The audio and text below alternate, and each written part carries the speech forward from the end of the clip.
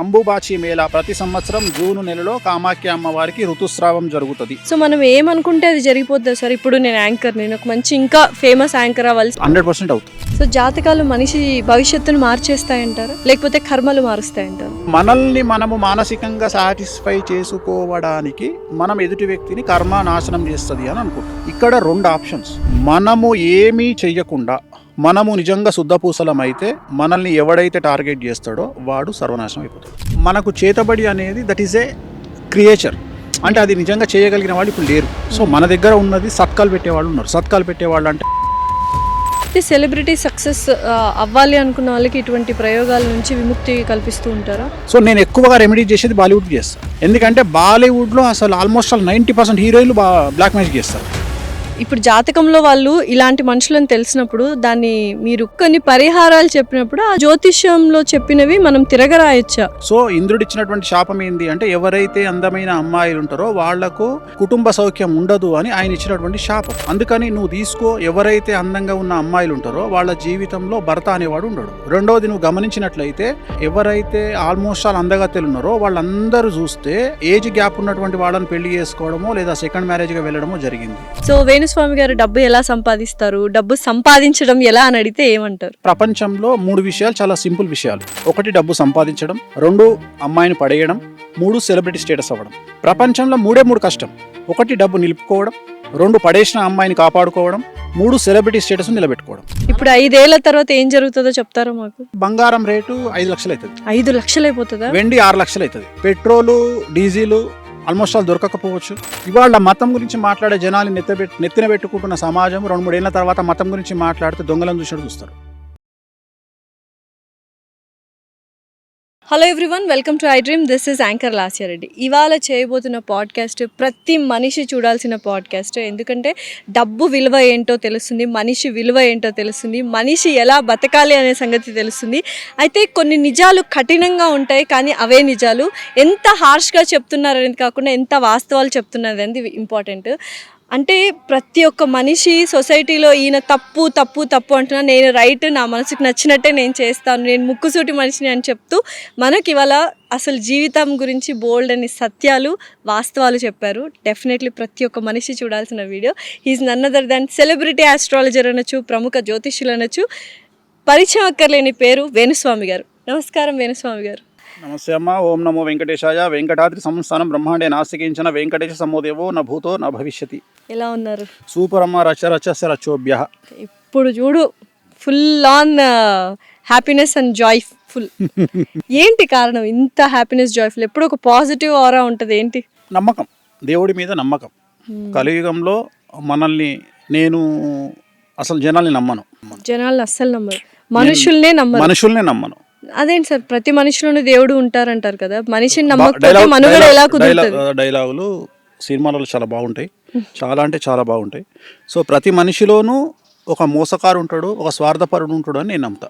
మరి మనిషిని నమ్మకపోతే మనుగడ ఎలాగా? ఇప్పుడు మీరు ఇంత పెద్ద ఫామ్ హౌస్లో ఈరోజు మనం షూట్ చేస్తున్నాం, 11 మంది 12 మంది మీకు వర్క్ చేస్తుంటారు. మనిషిని పని వాళ్ళు కదా, డబ్బులు తీసుకొని పని చేస్తుంటారు. ఓకే, భారతదేశంలో డబ్బులు తీసుకొని పని చేయడం కూడా మనకు వాడు ఏదో సేవ చేసినట్టు ఫీల్ అవుతాడు. అంతే అంటారా? సో ప్రస్తుతం దేశ కాలమాన పరిస్థితులను బట్టి ఒక సేయింగ్ నడుస్తుంది, రోజుగారుకు కామ్ నయ్యే కామ్ వాలే కామ్ కర్తే నయ్యి. పని చేసేటోనికి పని ఉన్నోడు పని చేస్తలేడు, పని ఉన్నోడు పని చేస్తలేడు, పని లేనోనికి పని దొరకలేదు, పని మనుషులు కావాల్సిన వాళ్ళకు పని మనుషులు దొరకలేరు. ఎందుకు ఇది అంటే మన దేశంలో, మన తెలుగు రాష్ట్రాలలో పరిస్థితి ఏంటి అంటే మన దగ్గర డబ్బులు తీసుకొని పనిచేసేవాడు కూడా మనకేదో సహాయం చేసినట్టు వాడి జీవితాన్ని మనకు దారపోసినట్టు ఫీల్ అవుతాడు. ఈ ధోరణి ఎందుకు వచ్చిందంటారు? కలియుగం కాబట్టి పోయే కాలం అంటారు. పోయే కాలం, అహం అన్నట్టు ఇదంతా జెలస్, అహము ఎట్లయిపోయిందంటే చివరికి ఎట్లయిపోయిందంటే మన దగ్గర పనిచేసేవాడు ఏమనుకుంటాడు అంటే, ఇప్పుడు ఉదాహరణ ఒక కాంట్రాక్టర్ ఉన్నాడు. కాంట్రాక్టరు సంవత్సరానికి 100 కోట్ల బిజినెస్ చేస్తాడు. వాళ్ళ దగ్గర పనిచేసే కూలి ఏమనుకోవాలంటే, మా యజమాని దగ్గర నేను పని చేస్తున్నా, ఆ యజమాని నాకు పని ఇస్తుండు, ఈయన వల్ల నాకు 5 ఏళ్ళు నోట్లకు పోతున్నాయి అనుకోవాలి. కానీ వీడు ఏం చేస్తాడు, వీడు ఎట్లా ఫీల్ అవుతాడు అంటే, నేను లేకపోతే మా ఓనర్ దివాలా తీస్తాడు అని వీడు ఫీల్ అవుతాడు. ఇవాళ రోజు పరిస్థితి ఏమైందంటే, నాకు మొన్న చెప్తున్నాడు ఒక అతను, వాళ్ళ డ్రైవర్ను తీసేసిండంట. ఏదో కోపం వచ్చి గొడవ వచ్చి ఒక యజమాని డ్రైవర్ని తీసేసిండంట. తీసేస్తే డ్రైవర్ స్టేటస్ పెట్టుకున్నాంట నైట్, ఏమని అంటే, నేను లేకపోతే నీకు తెలుస్తుంది. ఏమవుతుంది? ఏమవుతుంది? ఇంకో 1000 ఇచ్చి వేరే తెచ్చుకుంటాడు. సో నేను అనేది ఏంటంటే మూర్ఖత్వం అనేది జనాల్లో ఎక్స్ట్రీమ్ వెళ్ళిపోతుంది. సో నేను ఎందుకు నమ్మను అంటే నేను అడవిలో జీవించినట్టు జీవిస్తా. నేను ఎవరిని సహాయం అడగను.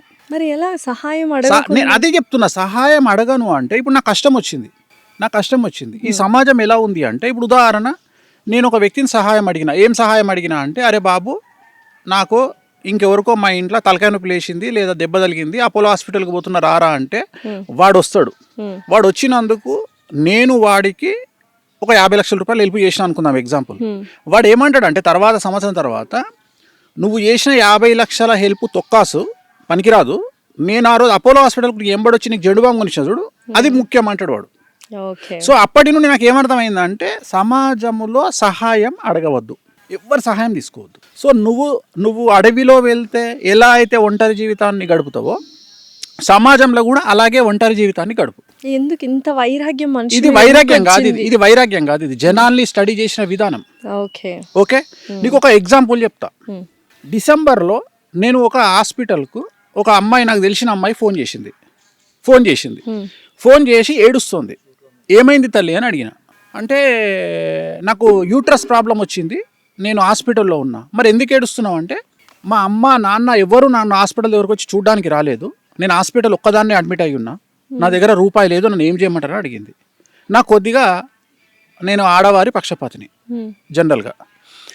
ఇమ్మీడియట్గా డ్రైవర్ను పిలిచి నేను హాస్పిటల్కి పోయి సమ్ అమౌంట్ తీసి అమ్మాయి చేతిలో పెట్టి పక్కన ఆమె అసిస్టెంట్ ఉంటే ఆమెకు 10,000 ఇచ్చి సామాన్లు ఈమెకి ఏమేమి కావాలో బ్రెడ్ ఫ్రూట్స్ అన్నీ కొని తల్లి అని చెప్పి ఆ అమ్మాయితో మాట్లాడి బయటికి వస్తుంటే నన్ను అభిమానించే ఒక పీడియాట్రిషియన్ అమ్మాయి డాక్టర్ ఎదురుగా వచ్చింది. స్వామి డాక్టర్ ఎక్కడికి వచ్చారు అంటే అమ్మ నువ్వేంది తల్లి ఇక్కడ ఉన్నావు అంటే నేను ఇక్కడ డాక్టర్ను గురువు గారు. Okay right. ఒక సెల్ఫీ తీసుకుంది, నా నెంబర్ అడిగింది, నా పర్సనల్ నెంబర్ ఇచ్చిన, వచ్చేసిన. ఇది డిసెంబర్లో జరిగింది, 2025 డిసెంబర్లో జరిగింది. మేలో ఈ 2026 మేలో నాకు ఆ డాక్టర్ నాకు మెసేజ్ పెట్టింది. ఏమనంటే గురూజీ నాకు ఇంకా పెళ్లి కాలేదు కదా, నాకు సంబంధం వచ్చింది, ఆ సంబంధం మీరు ఏమన్నా కలుస్తుందా కలవదా చెప్పండి అని. సరే తల్లి చెప్తా అని. అబ్బాయి పుట్టినటువంటి సమయం సంధికాలంలో పుట్టిండు అంటే అది ఒక 10 నిమిషాలు అయితే వేరే రాశిలోకి వెళ్తుంది. అందుకని క్లారిఫికేషన్ కోసం ఈ అమ్మాయికి నేను ఫోన్ చేస్తాను టైం కోసం. 8 రోజులు చేసిన ఫోన్ లిఫ్ట్ చేయలే అమ్మాయి. లిఫ్ట్ చేయకపోతే నేను అమ్మాయికి మెసేజ్ పెట్టిన, ఎనీ ప్రాబ్లం అని పెట్టిన. Yes there is a problem అని పెట్టింది. అనగానే నాకు ఇంకా సర్రమని నేను ఫోన్ చేసి ఏందమ్మా మెసేజ్ పెట్టినావు, నువ్వేమో నాకు రెస్పాండ్ అవ్వట్లేదు, ఎందుకు ఇట్లా చేస్తున్నావు అని అడిగిన. లేదండి దెర్ ఈజ్ ఎ ప్రాబ్లం అన్నది. ఏం ప్రాబ్లం అన్నాను. మీరు మా హాస్పిటల్కి వచ్చిర్రు, మీకు డిసెంబర్లో గుర్తుందా? అవును తల్లి వచ్చిన. ఏమైంది? మీరు ఎందుకు వచ్చిర్రు? ఇట్లా జరిగింది తల్లి వచ్చిన. లేదు నాకు 5 రోజుల కింద తెలిసింది మీరు అమ్మాయిని చూడడానికి వచ్చిర్రు అని. తప్పేముంది దీంట్లో? ఏం లేదు, మా హాస్పిటల్లో అమ్మాయికి 3వ అబార్షన్, అది యూట్రస్ ప్రాబ్లం, మీకు అబద్ధం చెప్పి డబ్బులు తీసుకుంది. సో నేను అనే పాయింట్ ఏంటంటే ఈ అమ్మాయి నన్ను జస్టిఫికేషన్ చేసింది. ఏమని? నువ్వు ఆ అబార్షన్ అయిన అమ్మాయిని చూడడానికి వచ్చినావు కాబట్టి నువ్వే క్యారెక్టర్లెస్ ఫెలో, అలాంటి అమ్మాయిని చూడడానికి వచ్చినావు అంటే నువ్వు వేస్ట్ కానివి. అలా ఎలా అనుకుంటా? ఇట్లా ఎన్నిసార్లు కొట్టించుకోమంటావు నన్ను? మంచి చేయడానికి వెళ్ళారు, సహాయం చేయడానికి వెళ్ళారు, ఈ అమ్మాయి అపార్థం. చివరికి నువ్వు నమ్మవా అమ్మ, నేను ఒక 2 బెల్టులు కొని, బెల్టులు లిటరల్గా ఇప్పుడు నేను ఎప్పుడైనా లైఫ్లో బెల్ట్ వేస్తాను, ఎందుకంటే నేను లుంగి మీద ఉంటా. 2 బెల్టులు నా యాంగర్కి వేసుకొని ప్రతిరోజు దాన్ని చూస్తుంటా. ఎందుకు? అంటే ఎంతమందితో దెబ్బలు తినాలి లైఫ్లో ఇట్లా. మన ఒక అమ్మాయి వచ్చింది, నేను ఒక ఇన్ఫ్లుయెన్సరు, నాకు హెల్ప్ కావాలి. ఏం కావాలి తల్లి? నాకు ఒక ఐఫోన్ ఇప్పించండి. iPhone 17 Pro Max భారతదేశంలో ఐఫోన్ కానీ శాంసంగ్ కానీ లాస్ట్ 10 సిరీస్ నేను లాంచ్ చేస్తున్నా.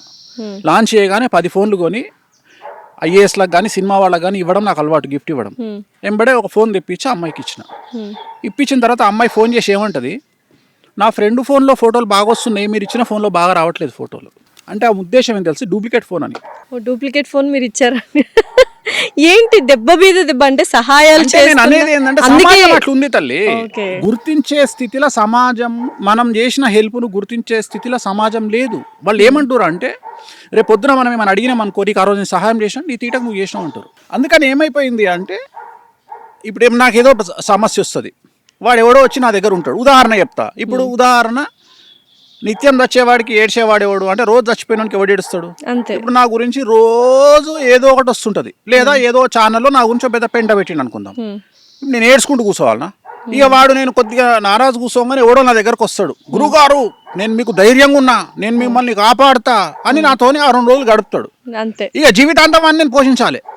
ఎందుకు అంటే ఆ రోజు నీ ఎంబడలేనా నేను, ఆ 2 రోజులు నీ ఎంబడున్నా నేను, ఆ రోజు నిన్ను పలాంటి ఈవాడు తిట్టిండు కదా, నేను నీ ఎంబడి 2 రోజులు గడిపినా కాబట్టి ఇక నువ్వు జీవితాంతం నాకు కూడికం చేయాలి. సహాయం చేసి తిరిగి సహాయం పొందడానికి ఈ సహాయం ఎక్కడదమ్మా, అంతే. భయపడేటోనికి సహాయము, నువ్వు భయపడు మన బ్లడ్ అనే లేదు.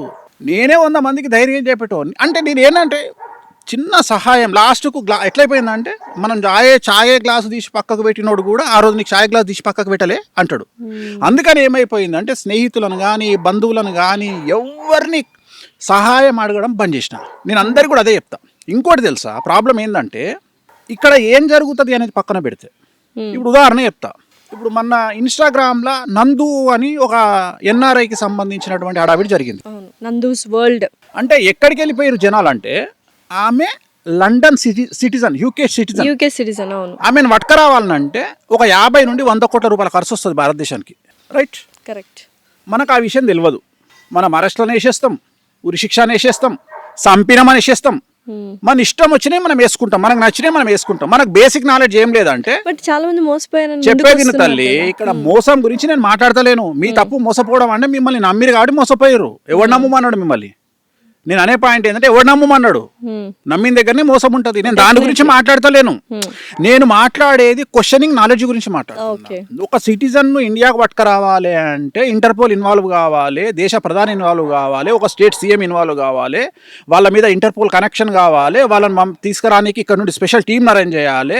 అక్కడికి పోయినాక లండనోడు మనకు పర్మిషన్ ఇయ్యాడు, మనతో మనం యుద్ధం చేయాలి. ఇప్పుడు లండన్ బార్డర్లో తెలుగుదేశానికి, ఆంధ్రప్రదేశ్ తెలంగాణ రాష్ట్రానికి లండన్కు యుద్ధం అవుతుంది. ఆ యుద్ధంలో ఆమెను పట్టుకురావాలి.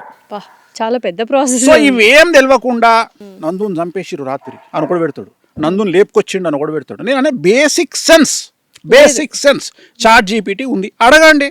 ఒక సిటిజన్ పట్టుకురావాలంటే ఏమవుతుందో అడగండి. ఇదే తెలివి మనకు ఉంటే కింగ్ ఫిషర్ అని ఎప్పుడు పట్టుకోద్దురు కదా. అంతే కదా. మీరు ఎందుకు ఇట్లా చేస్తారు అంటే నేను దీనికోసం భయపడి, వీళ్ళు వేసేదానికి భయపడి, లేకపోతే నేను అదే ఏంటంటే కష్టం వస్తే ఎవరితో షేర్ చేసుకోకండి. ఏమవుతుందంటే కష్టం రావడం కంటే మీరు కష్టాన్ని షేర్ చేసుకోవడం వల్ల సమస్యలు ఎక్కువ వస్తాయి. బేసిక్ ఏం చేస్తావు నువ్వు, నీకు ఒక సమస్య వచ్చింది, దన్నా దోస్తులు ఇద్దరికి చుట్టాలకి ఇద్దరికి ఫోన్ చేసి నువ్వు టెన్షన్ లో పానిక్ అటాక్ వల్ల 10 మందికి చెప్తావు. ఈ 10 మందిలో ఏ నా కొడుకు నీకు పని చేయడు. నువ్వు ఫోన్ పెట్టేసిన మరుక్షణం వాడు ఏం చేస్తాడు తెలుసా, 100 మందికి ఫోన్ చేస్తాడు. అయ్యిందంట, ఆగిందా ఇది, దీనంత యాంకర్ లేదట ఏడా, ఆగిందా ఇది వాడు చెప్తాడు. నువ్వేం చేసుకున్నావు, సహాయం చేస్తారని ఫోన్ చేసినావు, వాడు ఫోన్ పెట్టే చేసే పనిది. ఇట్లా 100 మంది ఇంటూ 10 వేసుకున్నా 1000 మంది నేను తిడతారు తప్ప ఇలా ఎవడు వచ్చి నీకు సహాయం చెప్పాడు. సో మనకి మనమే సహాయం చేస్తాం. సో నేనేమంటున్నా అంటే మర్డరు, మానభంగం ఈ 2 చేస్తే నేను ఎవడు కాపాడలేడు. బ్రెయిన్ స్ట్రోక్, హార్ట్ స్ట్రోక్ ఈ 2 వస్తే నేను ఎవడు కాపాడలేడు. సో ఈ 4కి భయపడు, దేనికి భయపడు. ఇప్పుడు ఉదాహరణ, మీ ఇంట్లో ఎవరికో బ్రెయిన్ స్ట్రోక్ వచ్చింది. బ్రెయిన్ స్ట్రోక్ గారు ఆగండి, మా నాన్నగారు వస్తున్నారు ఆన్ ది వే, ఇప్పుడే మెట్రో దిగిర్రు అన్నాం అనుకో, అవుతుంది? అది ఆగదు. వచ్చే వరకు గిలగిల కొట్టుకొని పీకుతాడు. హార్ట్ స్ట్రోక్ కూడా అంతే. రైట్, ఇది బేసిక్. ఈ 2 బేసిక్. అంటే ఒక మనిషి చచ్చిపోవడానికి ఈ 2 మాత్రమే కారణాలు అవుతాయి. ఎయిడ్స్కు 10 ఏళ్ళు బతుకుతావు, క్యాన్సర్కు మంచి నార్మల్ క్యాన్సర్, థైరాయిడ్ క్యాన్సర్ అయితే జీవితాంతం బతుకుతావు, సచ్చే వరకు బతుకుతావు, అంటే 70 ఏళ్ళు బతుకుతావు. కొన్ని క్యాన్సర్లలో 2 ఏళ్ళకు పోతావు. బట్ ఏదైనా 10 నిమిషాల అకస్మాత్తుగా వచ్చే చావుల గురించి 2. నేను మాట్లాడేది 2. అకస్మాత్తుగా అంటే దేవుడు డిసైడ్ చేసిన ఈ 2. నేను అనేది యాక్సిడెంట్ కాకుండా only brain stroke, heart stroke, ఇవి కాకుండా ఏది నిన్ను ప్రాబ్లం క్రియేట్ చేయదు. అట్లనే మర్డరు, మానభంగం తప్ప ఏది చేసినా ఏం కాదు. మనిషికి మనిషి సహాయం లేకుండా ఎవడు చేస్తున్నాడు తల్లి, సహాయం ఎవడు చేస్తున్నాడు, ఎవడు చేస్తుండు? మీకు ఇంతవరకు అంటే ఇన్ని ఇయర్స్ అయింది, ఎవరి సహాయం పొందలేదా మీరు ఇంతవరకు? వేణుస్వామి గారి జీవితంలో ఒక మనిషి సహాయం పొందలేదు అపార్ట్ ఫ్రమ్ ఫ్యామిలీ? నిజాయితీగా ఎవరి దగ్గర పొందలే. అంటే నా నుండి ఎక్స్పెక్ట్ చేయకుండా ఎవ్వరు చేయలే నాకు హెల్ప్. నేను అనేది ఏంటంటే వీళ్ళకంటే నా పనులు బెటర్ కదా, డబ్బులు ఇస్తే పని చేస్తారు. నేను అనేది నువ్వు ఎవరు ఏమంటాడు అంటే చివరికి నేను విన్నది ఏంటంటే వాడికి బలిసింది వాడు చేసాడు. This is the answer final. సహాయం చేస్తున్నాం. సో ఇలాంటి చాలా తగిలాయి కాబట్టి సహాయం చేసినప్పుడు నాకు కాదు తల్లి, చాలా మంది గొప్ప వాళ్ళను మనం తిట్టుకుంటాం. చాలా మంది గొప్ప వాళ్ళు మనుషులను కేర్ చేస్తారు అని తిట్టుకుంటాం. వాళ్ళు ఇవన్నీ చూసి వచ్చిర్రు కాబట్టి నేను అనేది ఏంటంటే నాకు తెలిసిన ఒక శిష్యుడు ఉంటాడు ఎగ్జాంపుల్, వాడు అంతకుముందు నన్ను గురువు గారు అంటాడు. సడన్గా వాని బిహేవింగ్లో నేను ఎట్లా అబ్జర్వ్ చేస్తాను అంటే గురువు గారు పోయి గురువుకి వచ్చింది కథ, దోస్తు నడతాడు ఏం రా గురు ఏం గురు అంటాడు కదా, ఆ టైప్లో గురువు అని పెట్టిండు మెసేజ్. ఆ గురువు అనగానే నాకు అర్థమైపోతుంది ఓహో ఈయనకి దగ్గర పడ్డదిరా అని. దానికి రీజన్ ఏంటి అంత అహం అంటే రావడానికి? వాడు అహం రావడం అంటే ఏం లేదు, వాడు ఏదో కారు కొనుంటాడు, వాడు ఏదో కారు కొనుంటాడు, వాడి జీవితంలో వాడు ఏదో కారు కొనుంటాడు, వాడు ఏదో చేసి ఉంటాడు, గొప్పతనం చేసి ఉంటాడు. వాని దృష్టిలో ఏంటంటే వాడికి ఏదో గొప్ప. నేను అసలు డోంట్ కేర్, అంతే నీ మనీని నిన్ను ఐ డోంట్ కేర్. ఒక పెద్ద తోపు తోపు తోపు తోపు హీరో ఫోన్ చేసిండు నాకు, నా మేనేజర్కు ఫోన్ చేసిండు అపాయింట్మెంట్ కావాలని. రెస్పెక్ట్ ఇచ్చి మాట్లాడితే రూపాయి తీసుకోకుండా పోయి జాతకం చెప్తా. చాలా యారగెంట్గా ఫోన్ చేసి నా మేనేజర్తో యారగెంట్గా మాట్లాడితే, తెలుగు హీరోనా సౌత్ ఇండియన్? తెలుగు హీరోనే, తెలుగు హీరో. చాలా యారగెంట్గా మాట్లాడితే నా మేనేజరు మీరు వస్తారా ఆఫీస్కి, సో గురుగారు రావాలన్నా అంటే ఏంది మేము రావాలన్నా గురుగారి దగ్గరికి ఓ అంటే నేను అడిగిన ఏందంట అని అడిగిన. చాలా రఫ్గా మాట్లాడుతుంది సార్, 2 లక్షలు చెప్పన్నా అనగానే ఓకే అండి గురువుగారు వస్తారు గురువుగారు మీ దగ్గరికి 2 lakhs ఛార్జ్ చేస్తారండి. 2 లక్షలా? తోపు అన్నారు కదా మీరే, తోపు హీరో కదా. అంటే ఆయన ఉద్దేశం ఏంటంటే నేను హీరోను కాబట్టి వీడు పమేరియన్ కుక్క తోకెట్లా ఊపుతుందో అట్లా ఊపుకుంటూరుకొస్తాడు అనుకుండు వాడు. కానీ మనకు అర్థం కాలే, డబ్బును మనం కేర్ చేయం, స్టేటస్ను మనం కేర్ చేయం, ఎందుకంటే చూసి తంగైపోయినాం. ఎన్ని కోట్ల ఆస్తి ఉంది సార్ వేణుస్వామి గారికి? వేణుస్వామికి ఆస్తి ఉందా లేదా అనేది ఒక విషయం పక్కన పెడితే నీకు ఉల్టా ప్రశ్న ఇస్తా. ఒక అమ్మాయి ఒక గుడిసెలో ఉన్న వ్యక్తికి ఎస్ చెప్పొచ్చు, ఒక కింగ్ను దొబ్బే అనొచ్చు. అది ఆ అమ్మాయికి ఎంత ఉంది? ఆ అమ్మాయికి ఎంత ఉంది? That is called self respect. That is called self respect. నువ్వు గుడిసెలు ఉన్నతో పోయినావు, నాతో పోలే, అది అమ్మాయి ఇష్టం రాబాయ్, అది అమ్మాయి ఇష్టం. డెఫినెట్లీ నా ఇష్టం, నాకు సెల్ఫ్ రెస్పెక్ట్ ఎక్కువ. నేను ఇదే రెస్పెక్ట్ నేను వేరేటోడు అడిగితే, ఒక అడుక్కున్నటోడు అడిగితే నేను బెండ్ అవుతా. నేను డబ్బు లేనోళ్ళకి ఇంపార్టెన్స్ ఇస్తా, డబ్బు ఉన్నోళ్ళకి ఇంపార్టెన్స్ ఇయ్యను. ఎందుకంటే నా ఉద్దేశంలో డబ్బు లేనోడిని డబ్బు ఉన్నోడిగా చేయడమే నా మోటో. సో మామూలు మనిషిని సెలబ్రిటీగా చేయడమే నా మోటో. ఓకే, ఇదే ప్రశ్న నాకు మైండ్లో రన్ అవుతుంది. మీరే ఆన్సర్ చెప్పారంటే సెలబ్రిటీలు అవుతారు అని వాళ్ళ గురించి తెలుసుకొని వెళ్ళి పూజలు చేస్తున్నారు, లేకపోతే వాళ్ళు సెలబ్రిటీ అవ్వాలి మీ దగ్గర పూజలు చేసుకున్న తర్వాత వాళ్ళు సెలబ్రిటీ? యోగం ఉంటే చేస్తా, లేకుంటే చెయ్య. ఓకే, సో మీ దగ్గరికి చాలా మంది సెలబ్రిటీలు అవ్వాలని వచ్చిన వాళ్ళకి యోగం ఉందని వాళ్ళ జాతకం చూసి. ఎందుకంటే నేను కూడా అందరు జ్యోతిష్యులాగానే దుకాణం ఇంట్లో పెట్టుకొని చాలా సైలెంట్గా బ్రతకొచ్చు. ఇంత మీడియాలో పెంట చేసుకొని ఎవరెవరి దృష్టిలో పడి నేను ఇంత కష్టాలు అనుభవించాల్సిన పని నాకు లేదు. నేను ఎందుకు ఇటువైపు వచ్చినా అంటే వామాచారం అనేది నా డ్రీమ్. వామాచారం అంటే ఎడమ చేతితో పూజలు చేయడము అనేది నా డ్రీమ్. సో ఇప్పుడు దశమహా విద్యలు కామాఖ్య అమ్మవారు అంటే లెఫ్ట్ హ్యాండ్ పూజలు చేయబడేది వామాచారం అనేది డ్రీమ్. అంటే ఎలాగైతే మెడిసిన్లో నార్మల్ మెడిసిన్ ఉంటుందో దాంట్లో స్టిరాయిడ్స్ లాంటివి ఈ పూజలు. సో ఇది ఇన్స్టెంట్గా రెమెడీస్ ఇస్తాయి, ఇన్స్టెంట్గా ఎక్స్ట్రీమ్ లైఫ్ ఇస్తుంది. చాలా ఇంకా నువ్వు చచ్చిపోతావు ఇంకా బ్రతకలేవు అనుకున్న స్థాయి నుండి, రోగంతో కాదు కష్టాల నుండి, అలాంటి మనిషిని రాత్రిని మిరాకిల్స్ చేసి కింగుని చేసి పెడతాయి ఈ పూజలన్నీ. మరి స్టార్ట్ చేశారా వామాచారం? అదేళ్ళ నుండి చేస్తున్నా కదా, దీనికోసమే కదా అంత పెంట జరిగింది. ఎందుకంటే జనాలకు మా కామాఖ్య దేవాలయం తెలియనందువల్ల యోని యోని యోని యోని యోని అంటే చివరికి జనాలు అక్కడికి పోయి చూసిన తర్వాత నిజంగానే యోని ఉంది ఇక్కడ అని చెప్పి ఫీల్ అయ్యి అప్పుడు జనాలు లైన్ కట్టడం స్టార్ట్ అయింది. ఈ నెల 22 నుంచి 26 వరకు ఋతుస్రావం అనేది కామాఖ్య అమ్మవారికి జరుగుతుంది. అంబుబాచి మేళా అంటారు. అంబుబాచి మేళా ప్రతి సంవత్సరం జూన్ నెలలో కామాఖ్య అమ్మవారికి ఋతుస్రావం జరుగుతుంది.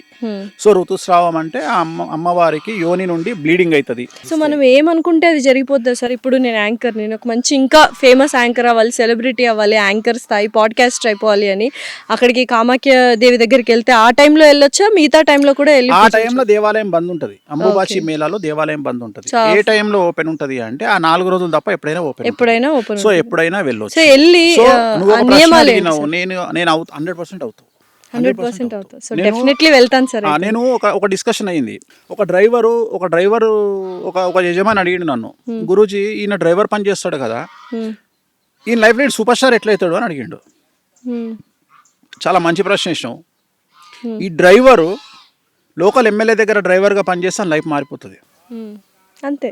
లీడర్ సినిమాల రానాతోని సీఎం డ్రైవర్ చెప్తాడు, సార్ రాత్రి నాన్నగారు నాకు బ్యాగ్ ఇచ్చిరండి, 20 కోట్ల బ్యాగ్ ఇచ్చిర్రు సార్, అందులో అమ్మాయి అమ్మాయి కోసం అని చెప్పేసి ఒక 60 లక్షలు వాడుకున్నా సార్ అంటే డ్రైవర్ చేతిలో 20 కోట్ల బ్యాగ్ వచ్చింది. సో నీ స్థానాన్ని బట్టి, మార్పును బట్టి నీ ఇంపార్టెన్స్ పెరుగుతుంది. డ్రైవర్ అనగానే నువ్వు చీప తీయాల్సిన పని లేదు. ఊబర్ డ్రైవర్ వేరే వాల్యూ ఉంటుంది, ఎమ్మెల్యే డ్రైవర్కి వేరే ఉంటుంది, సీఎం వాల్యూ వేరే ఉంటుంది, డిప్యూటీ సీఎం వాల్యూ వేరే ఉంటుంది, అంబానీ ఇంట్లో పనిచేసే డ్రైవర్కి వేరే వాల్యూ ఉంటుంది. సో ప్రతి ఒక్కళ్ళు వెళ్ళొచ్చు. నేను అదే చెప్తున్నా. సో నువ్వు ఏం చేస్తున్నావు అనేది ఇక్కడ ఒక్కటే, the biggest scam is job అనేది స్కామ్. ఉద్యోగం అనేది స్కాము. నీ కోసం నువ్వు కష్టపడకపోతే మంది కోసం కష్టపడాల్సి వస్తుంది.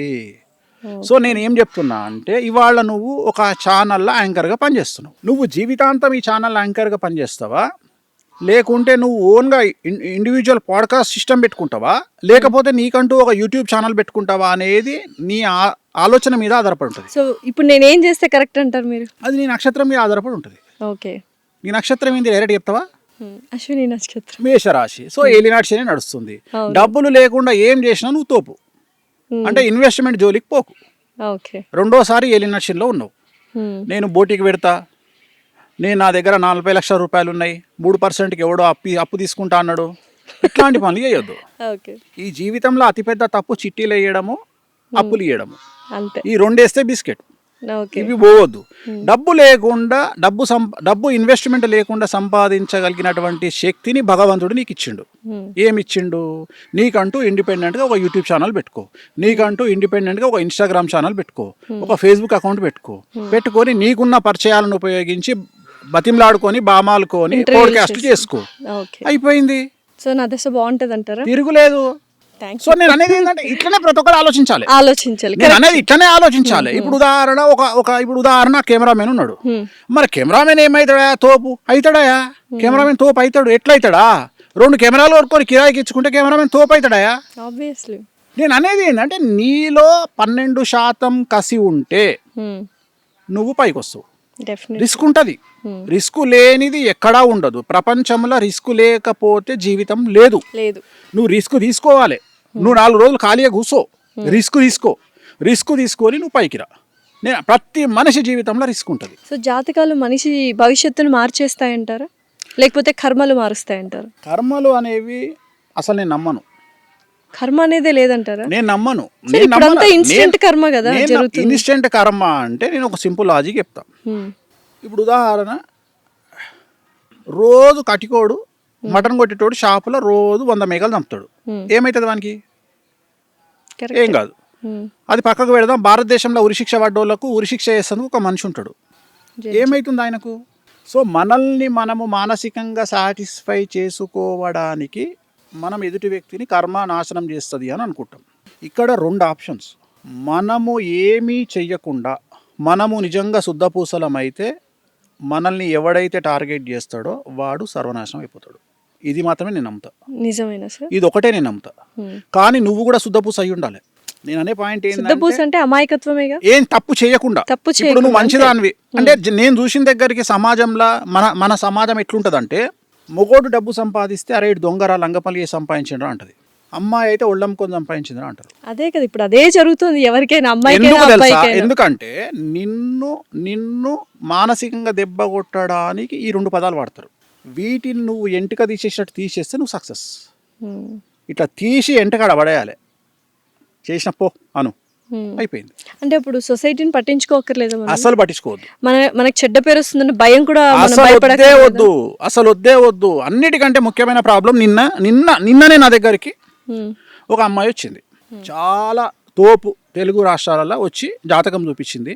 ఆ అమ్మాయిని నా దగ్గరికి పంపించిన ఆమె నా దగ్గరికి రికమెండ్ చేస్తారు కదా. ఇప్పుడు నువ్వే ఉన్నావు, ఏమంటావు? గురూజీ నేను ఒక అమ్మాయిని పంపిస్తున్నా, భార్యాభర్తలు పంపిస్తున్నా, వాళ్ళ దగ్గర ఒక 500 కోట్లు ఉన్నాయి, 1000 కోట్లు ఉన్నాయి, భార్యాభర్తల అన్యోన్య జీవితము, అసలు ఇంకా వాళ్ళని మించిన ఇంకెవరు దొరకరు అని చెప్పి నువ్వు నా దగ్గర పంపించినావు. నేను జాతకం చూడంగానే ఫస్ట్ క్వశ్చన్, ఇంకా కలిసినారా మీరని అడిగిన అమ్మాయిని. నీ మొగడు సైకో కదమ్మా, ఎట్లా కలిసినావు అని అడిగిన. ఫస్ట్ క్వశ్చన్ అదే. నీ మొగడు సైకో కదా, ఎట్లా కలిసినావు? నీ మొగడికి మల్టీ పర్సనాలిటీలు ఉన్నాయి, స్ప్లిట్ పర్సనాలిటీలు ఉన్నాయి, నువ్వు ఎట్లా కలిసినావు అని అడిగిన. అప్పుడు ఆ అమ్మాయి ఒక అర్ధగంట మొత్తం ఉపదేశం చేసింది నాకు. ఇగో ఇట్లాంటి ఇట్లా ఏం చేయాలి గురువు గారు అని అడిగింది నన్ను. ఏం చేస్తావు తల్లి డివోర్స్ తీసుకొని అడిగిన, చెప్పిన.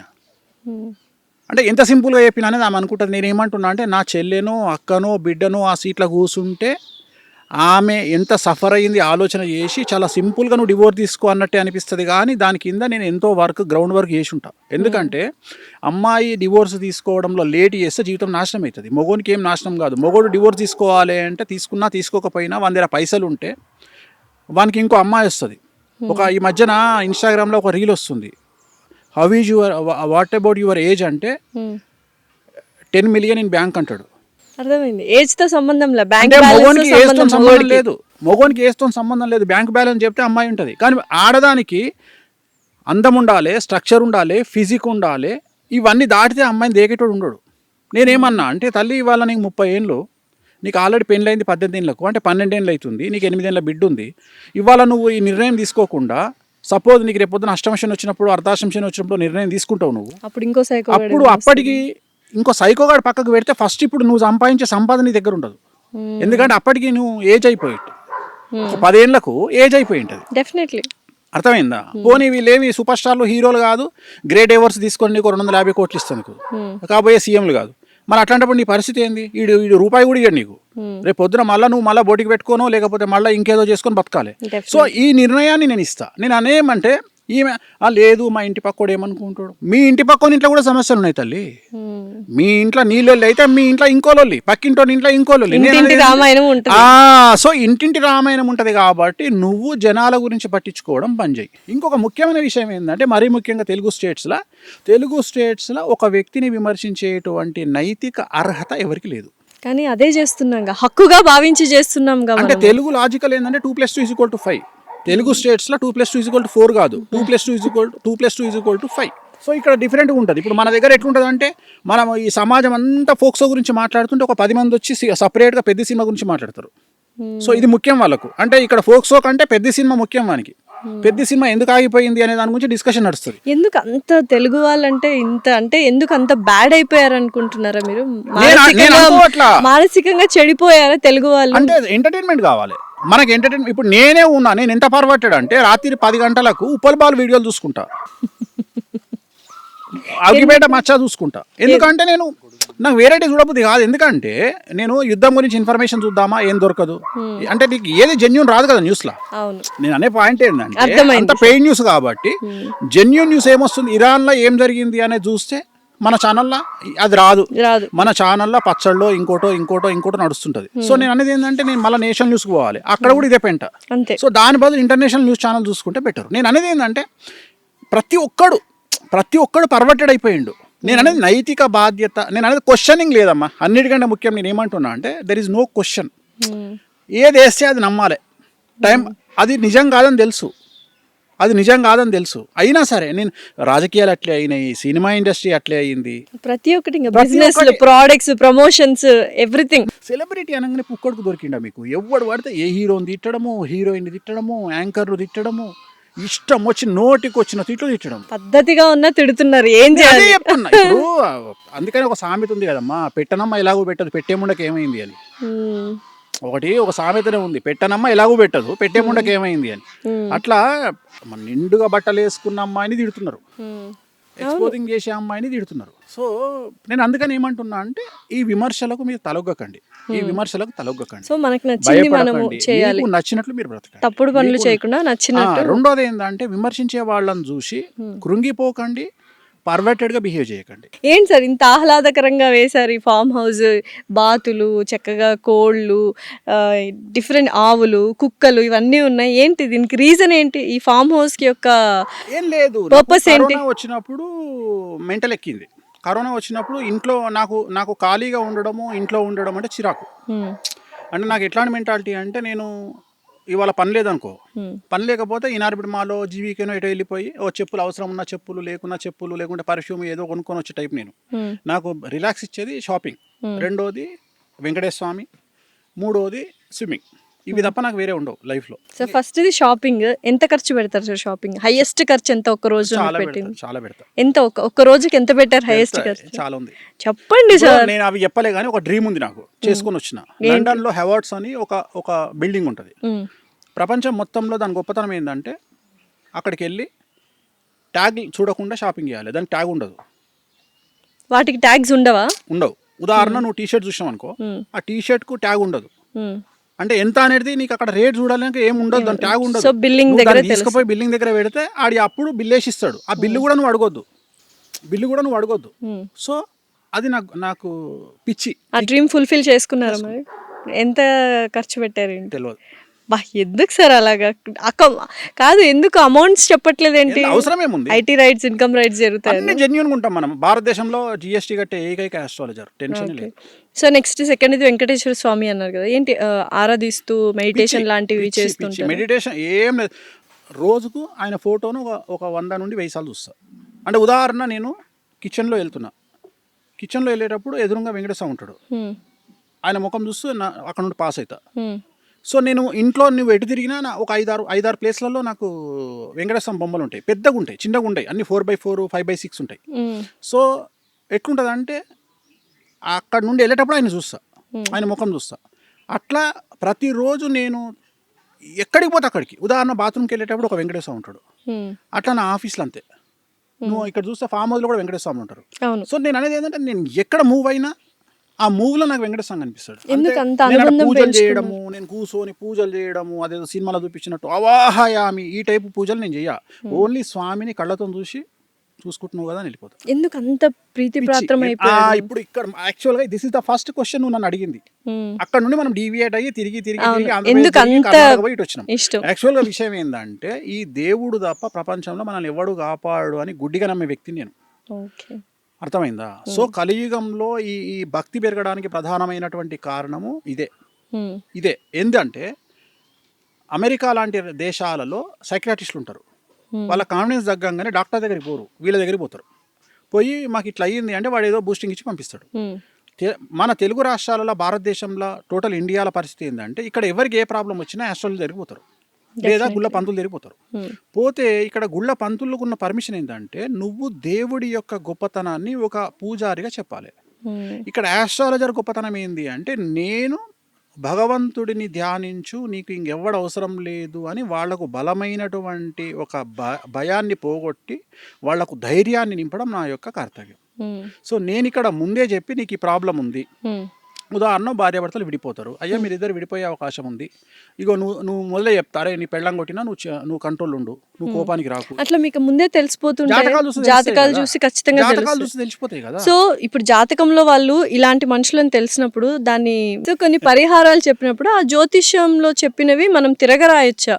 ఇప్పుడు ఆ మనిషి కోపం తగ్గించుకుంటాడు. ఇప్పుడు భార్యాభర్తలు ఇద్దరున్నారు, మీ భార్య కొడుతున్నా కామ్గా ఉండు అంటున్నారు కదా. సో కామ్గా ఉంటే వాళ్ళిద్దరి మధ్య సఖ్యత పెరుగుతుందా అంటే అప్పుడు జాతకం తప్పే కదా. జాతకంలో అందరు విడిపోతారని ఉండదు, జనరేషన్ డిసైడ్స్.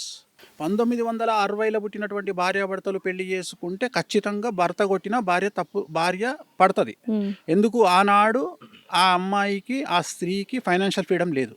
ఇప్పుడున్నటువంటి అమ్మాయికి 1990 తర్వాత పుట్టినటువంటి అమ్మాయిలకు ఫైనాన్షియల్ ఫ్రీడమ్ ఎక్కువ. రెండవది కాలసర్ప దోషం అనేది చాలా తీవ్రత. రెండవది అందం మీద కాన్షియస్ చాలా ఎక్కువ. సో ఇంద్రుడిచ్చినటువంటి శాపం ఏంది అంటే ఎవరైతే అందమైన అమ్మాయిలు ఉంటారో వాళ్లకు కుటుంబ సౌఖ్యం ఉండదు అని ఆయన ఇచ్చినటువంటి శాపం.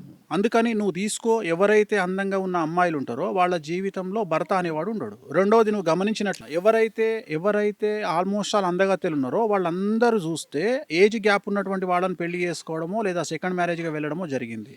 అందంగా ఉండడం తప్పైపోయిందా sir? Take any top heroine. Definitely Sridevi garu, Sushmita Sen గారు చెప్పదలుచుకోలేదు. లేటెస్ట్ హీరోయిన్ కూడా ఇవాళ ఒక సినిమా రిలీజ్ అయింది. సో ఆమె కూడా. సో ప్రతి ఒక్కళ్ళు ఏజ్ వాళ్ళకంటే ఎక్కువగా ఉండే వాళ్ళని పెళ్లి చేసుకుంటారు. ఎందుకంటే ఎక్కువగా ఏజ్ లో పెద్దవాడైన వాడు తన భార్యను కూతురును చూసుకుంటాడు ప్రేమగా. అందుకని తెలివిగల అమ్మాయి ఏం చేస్తుంది అంటే అలా దగ్గర పోతుంది. ఎవరైతే తెలివి లేని మూర్ఖపురాలు ఉంటుందో ఆ అమ్మాయి ఏం చేస్తుంది అంటే నాకు మంచి అందమైనటువంటి వాడు కావాలి అనుకుంటే మనకు ఆల్రెడీ దుకాణం పెట్టడానికి ఇంకా 7 మంది అమ్మాయిలు రెడీగా ఉంటారు. సో తన్నుకొని వచ్చి వీళ్ళిద్దరు విడిపోతారు. అయితే ఇప్పుడు అందమైన అమ్మాయి అందంగా ఉన్న హస్బెండ్ చేసుకోవద్దంట. నేను అనేది ఆల్రెడీ ఖాళీగా లేడు కదా అని చెప్తున్నా. ఓకే. నేను అనే పాయింట్ ఏంటంటే ఇక్కడ ఇంకోలాగా చెప్పొచ్చు, అందానికి ఇంపార్టెన్స్ ఇవ్వకుండా వాళ్ళ మనసుకు నచ్చిన అది ఎవడిస్తాడు. ఇప్పుడు పైసలుగా మగోనికి చూడమ్మా, మగోనికి అందం కావాలి, ఆడదానికి డబ్బు కావాలి. అట్లా ఏం లేదు సార్. చెప్పేది ఉంటారు అమ్మాయిల్లో అబ్బాయిలో మనసు చూసి ప్రేమించే వాళ్ళు కూడా సో ఉంటారు. ఇక్కడ నువ్వేం చేస్తున్నావు అంటే ఇక్కడ మనకు మనకు సెట్ అవుతారా, మనం కంఫర్ట్ ఫీల్ అవుతామా అనే వాళ్ళు అమ్మాయిలు అబ్బాయిలు కూడా ఉంటారు. మనం ఎప్పుడే గానీ ఆడవాళ్ళ జాతకంలో ఉన్న దోషాన్ని బట్టి, నాకున్న అవగాహనను బట్టి ఏంటంటే ఎప్పుడే గానీ ఆడవాళ్ళు ఫస్ట్ అటెంప్ట్ లో సక్సెస్ కారు. అంటే ఇప్పుడు పెళ్లి చేసుకోవాలి, ఇప్పుడు నువ్వు డైలాగులు చెప్పినావు, ఈ డైలాగులు ఫస్ట్ అటెంప్ట్ పనికిరావు. అర్థమైందా? డెఫినెట్లీ అవ్వదు. నన్ను చెప్తా తల్లి, పొద్దుగా లేస్తే చూసి ఇవన్నీ కలర్ వేసిన తల్లి, నువ్వు ఆయన కొంపదీసి నల్లెంటికి అనుకున్నావు. లేదు సార్, నేను ఇందాక వచ్చినప్పుడే అడిగేయండి మొత్తం. సో ఇక్కడ విషయం ఏంటంటే తల్లి, ఫస్ట్ అటెంప్ట్ లో ఏ అమ్మాయి సక్సెస్ కాదు.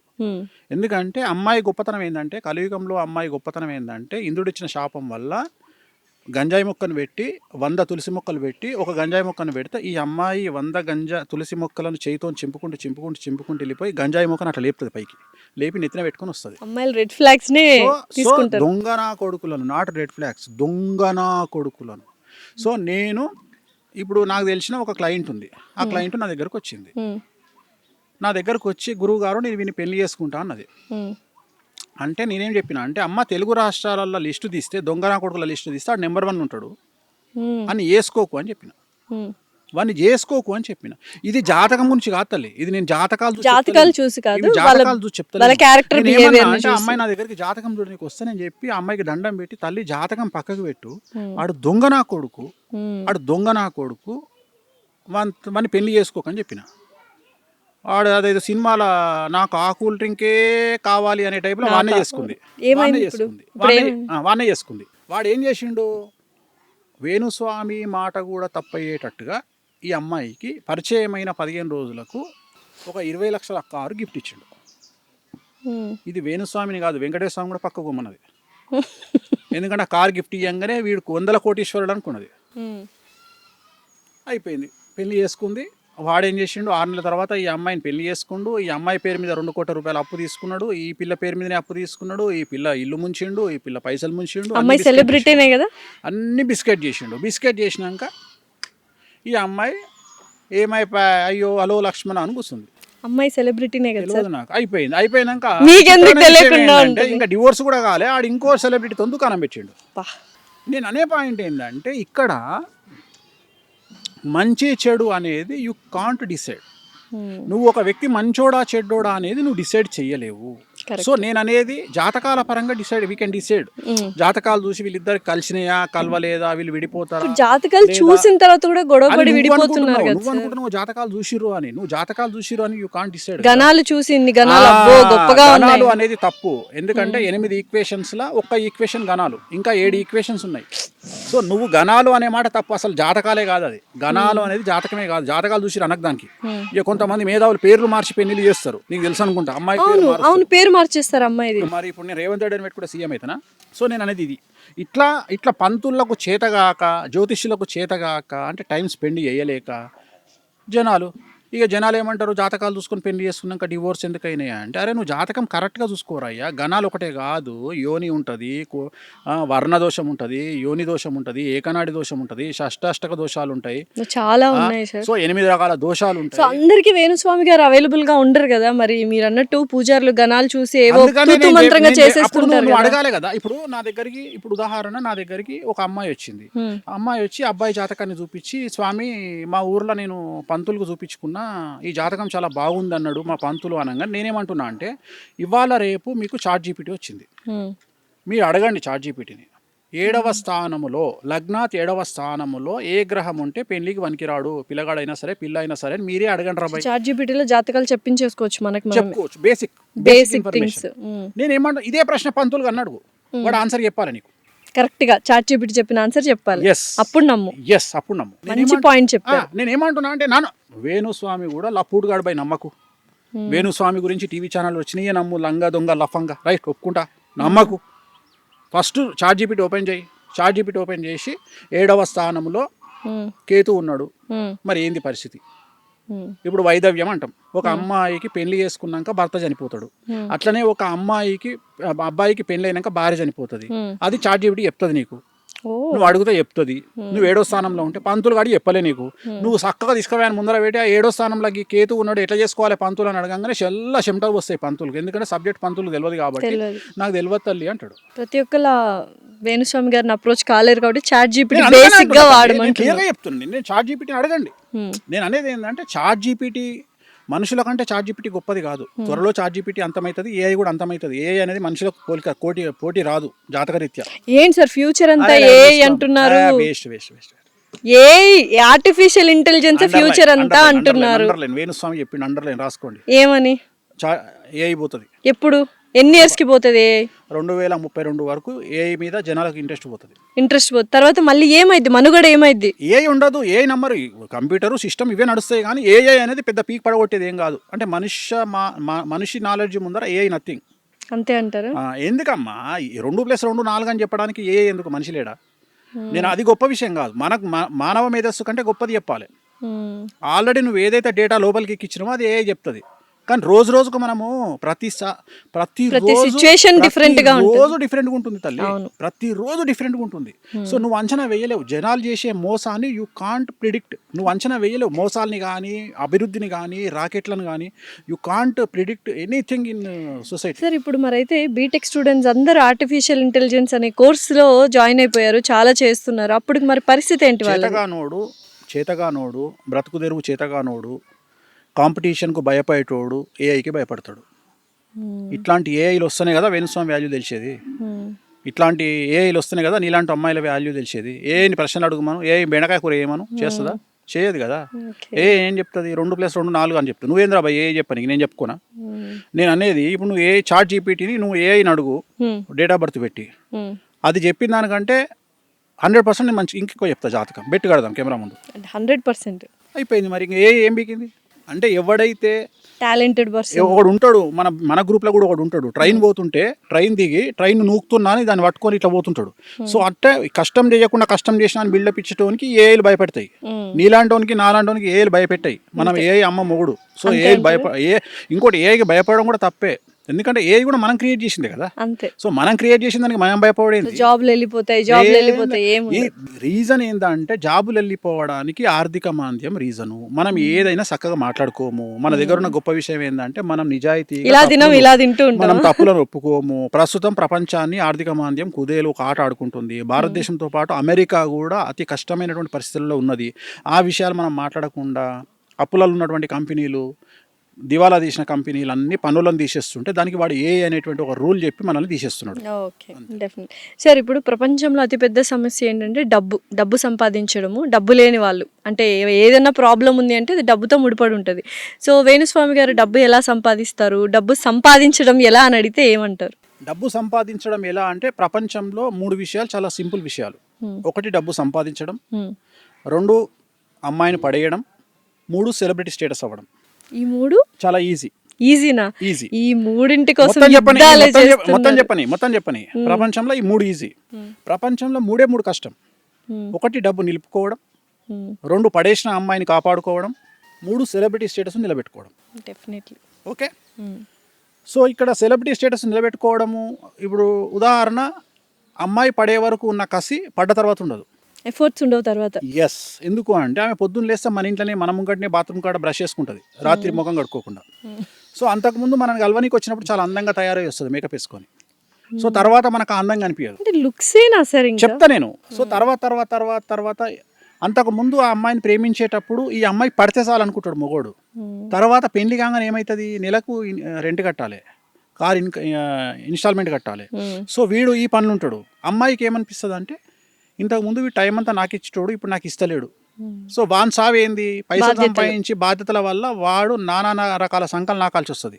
ఈ అమ్మాయి ఏమనుకుంటుంది, నాతో మాట్లాడతలేడు అనుకుంటుంది. రెండోది అమ్మాయి మెంటాలిటీ ఎట్లుంటుంది అంటే నువ్వు 10 కిలోల బంగారం నెక్లెస్ మెడలేసినావా, రాత్రి 8 గంటలకు అన్నం తినలేదు అని అడగకపోతే ఈ 10 తులాల బంగారం మీకినట్టే.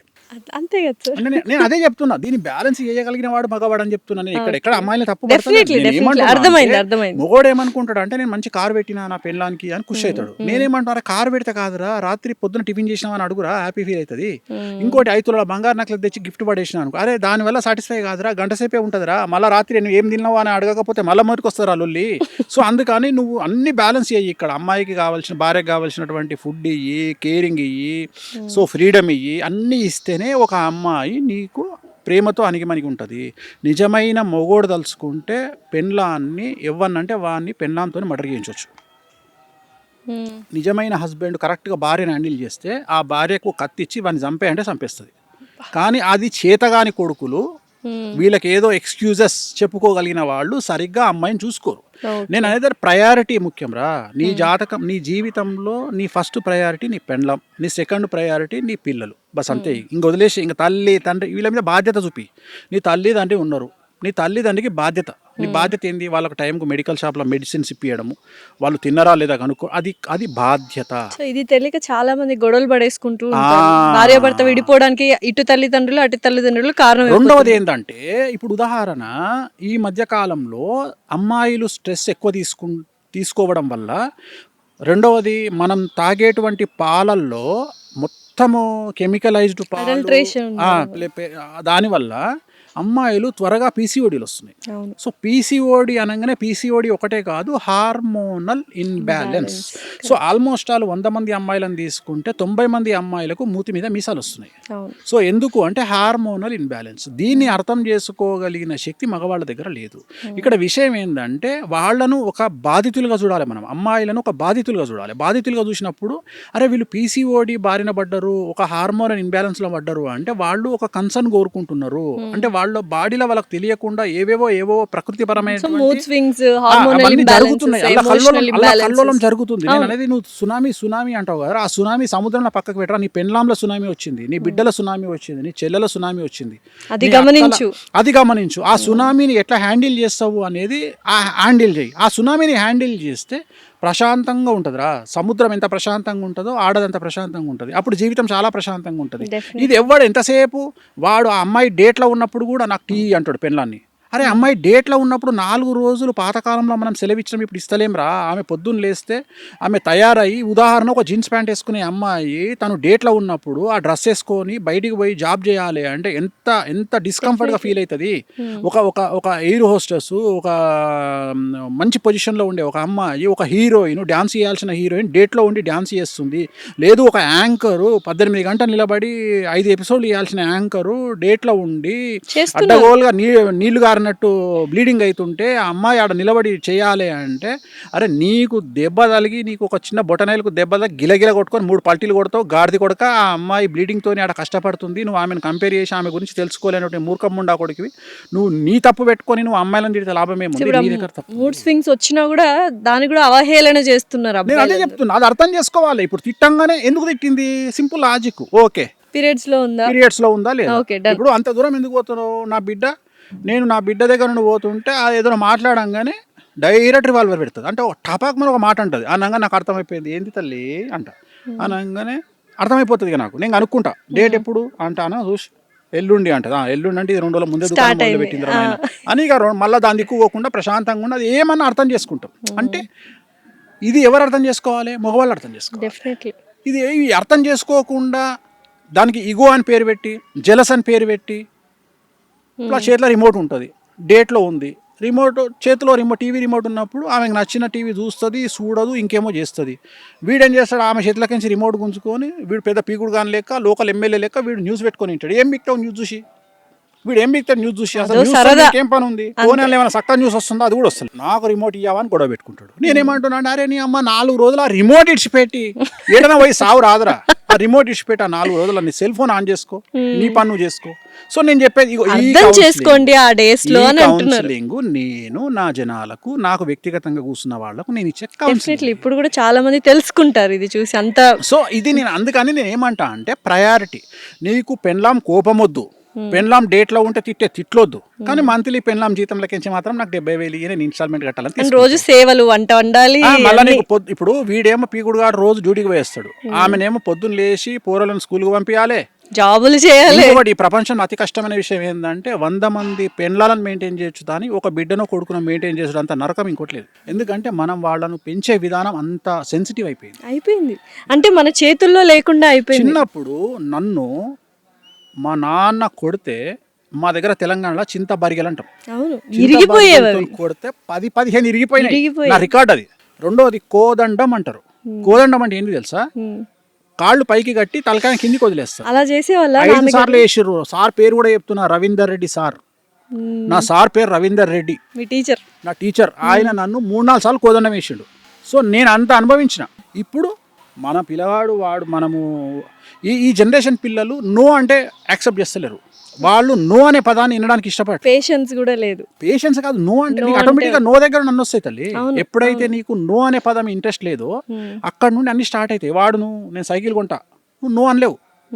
వాడు ఏది చెప్పినా నువ్వు నోరు మూసుకొని అడగడు, సైకిల్ కావాలి నాకు. నేను అదే చెప్తున్నా. సో ఈ పిల్లల్ని పెంచడము అంత కష్టము. నేను అందుకనే చాలా వరకు సజెషన్ చేస్తాను. ఒక్కడే పిల్లగాడు ఒక్కడే. పిల్ల పుట్టిందా మీ అంత అదృష్టవంతులు లేరు. ఎందుకంటే కొడుకులు పుడితే వాడు ఏం చదువుతాడో, ఏం చేస్తాడో, వాడు ఏం అలవాట్లకు అవుతాడో, వాడు ఏ పోక్సోలు ఇరుకుతాడో, వాడు ఇప్పుడు నువ్వు చెప్పినట్టు ఏ డ్రెస్సులు బాగలేకపోతే ఏ అమ్మాయిని గెలుపుతాడో, ఎటు పోతాడో, పెంట అయ్యి మళ్ళీ వాడు ఏ జైల్లో పడతాడో, ఈ మళ్ళీ ఉన్న కుటుంబానికి చెడ్డ పేరు తెస్తాడు. ఇవన్నీ అదే అమ్మాయి అనుకో, పద్ధతిగా పెంచుకోవచ్చు, పద్ధతిగా అందంగా పెంచినాం అనుకో, ఎవడో వాడు రాజు వచ్చి పెళ్లి చేసుకొని పోతాడు. ఓకే, రాణి కావాలంటే రాజు దొరికితే చాలు, కానీ రాజు కావాలంటే నానా సంకలనం నాకాలి. సార్ ఫ్యూచర్ లో పెళ్లిళ్ళు ఉంటాయంటారా సార్? ఉండవా? ఉండవు. మరి ఏంటి సార్, ఇంకా అన్ని లివ్ ఇన్ రిలేషన్షిప్లే అంటారు? అప్పుడు జాతకాలు, జ్యోతిష్యులు వీళ్ళందరూ పని ఉండదు, చాలా కష్టపడాల్సి వస్తుంది జ్యోతిష్కులు. అయితే ఫ్యూచర్ లో చాలా కష్టపడాలా మీరు? సార్ వేరే జ్యోతిష్యం ఉంటాయి ఒకటే కాదుగా, వేణుస్వామి గారికి ఉన్నవి చాలా వ్యాపారాలు ఉన్నాయి. అంటే మన ఇంతమందికి చెప్పే నేను అనేది ఏంటంటే, ఇప్పుడు ఏదో ఒక అప్లికేషన్, ఇప్పుడు జ్యోతిష్యం రేపు పొద్దున ఇప్పుడు నువ్వు అన్నావు ఏఐ వచ్చింది ఆగిపోయింది, నేను అట్లా ఇంతమందికి చెప్పే నేను తప్పెందుకు చేస్తా? నేను ఇప్పుడు ఒక ఎలక కానీ పాము కానీ 10 పొక్కలు చేసుకుంటుందంట. ఒక పొక్కలు కట్టే పెట్టంగా ఇంకో పొక్కలు బయటకు వెళ్ళిపోతుంది. అట్లనే నేను కూడా ఒక ఇన్కమ్ ఆగిపోతే ఇంకో ఇన్కమ్ రెడీగా చేసుకుంటా. అట్లా నేను ఎప్పుడు 5-6 ఇన్కమ్ల మీద బతుకుతా. ఎందుకంటే ఏ ఇన్కమ్ అన్నా ఏ క్షణమైనా అయిపోవచ్చు.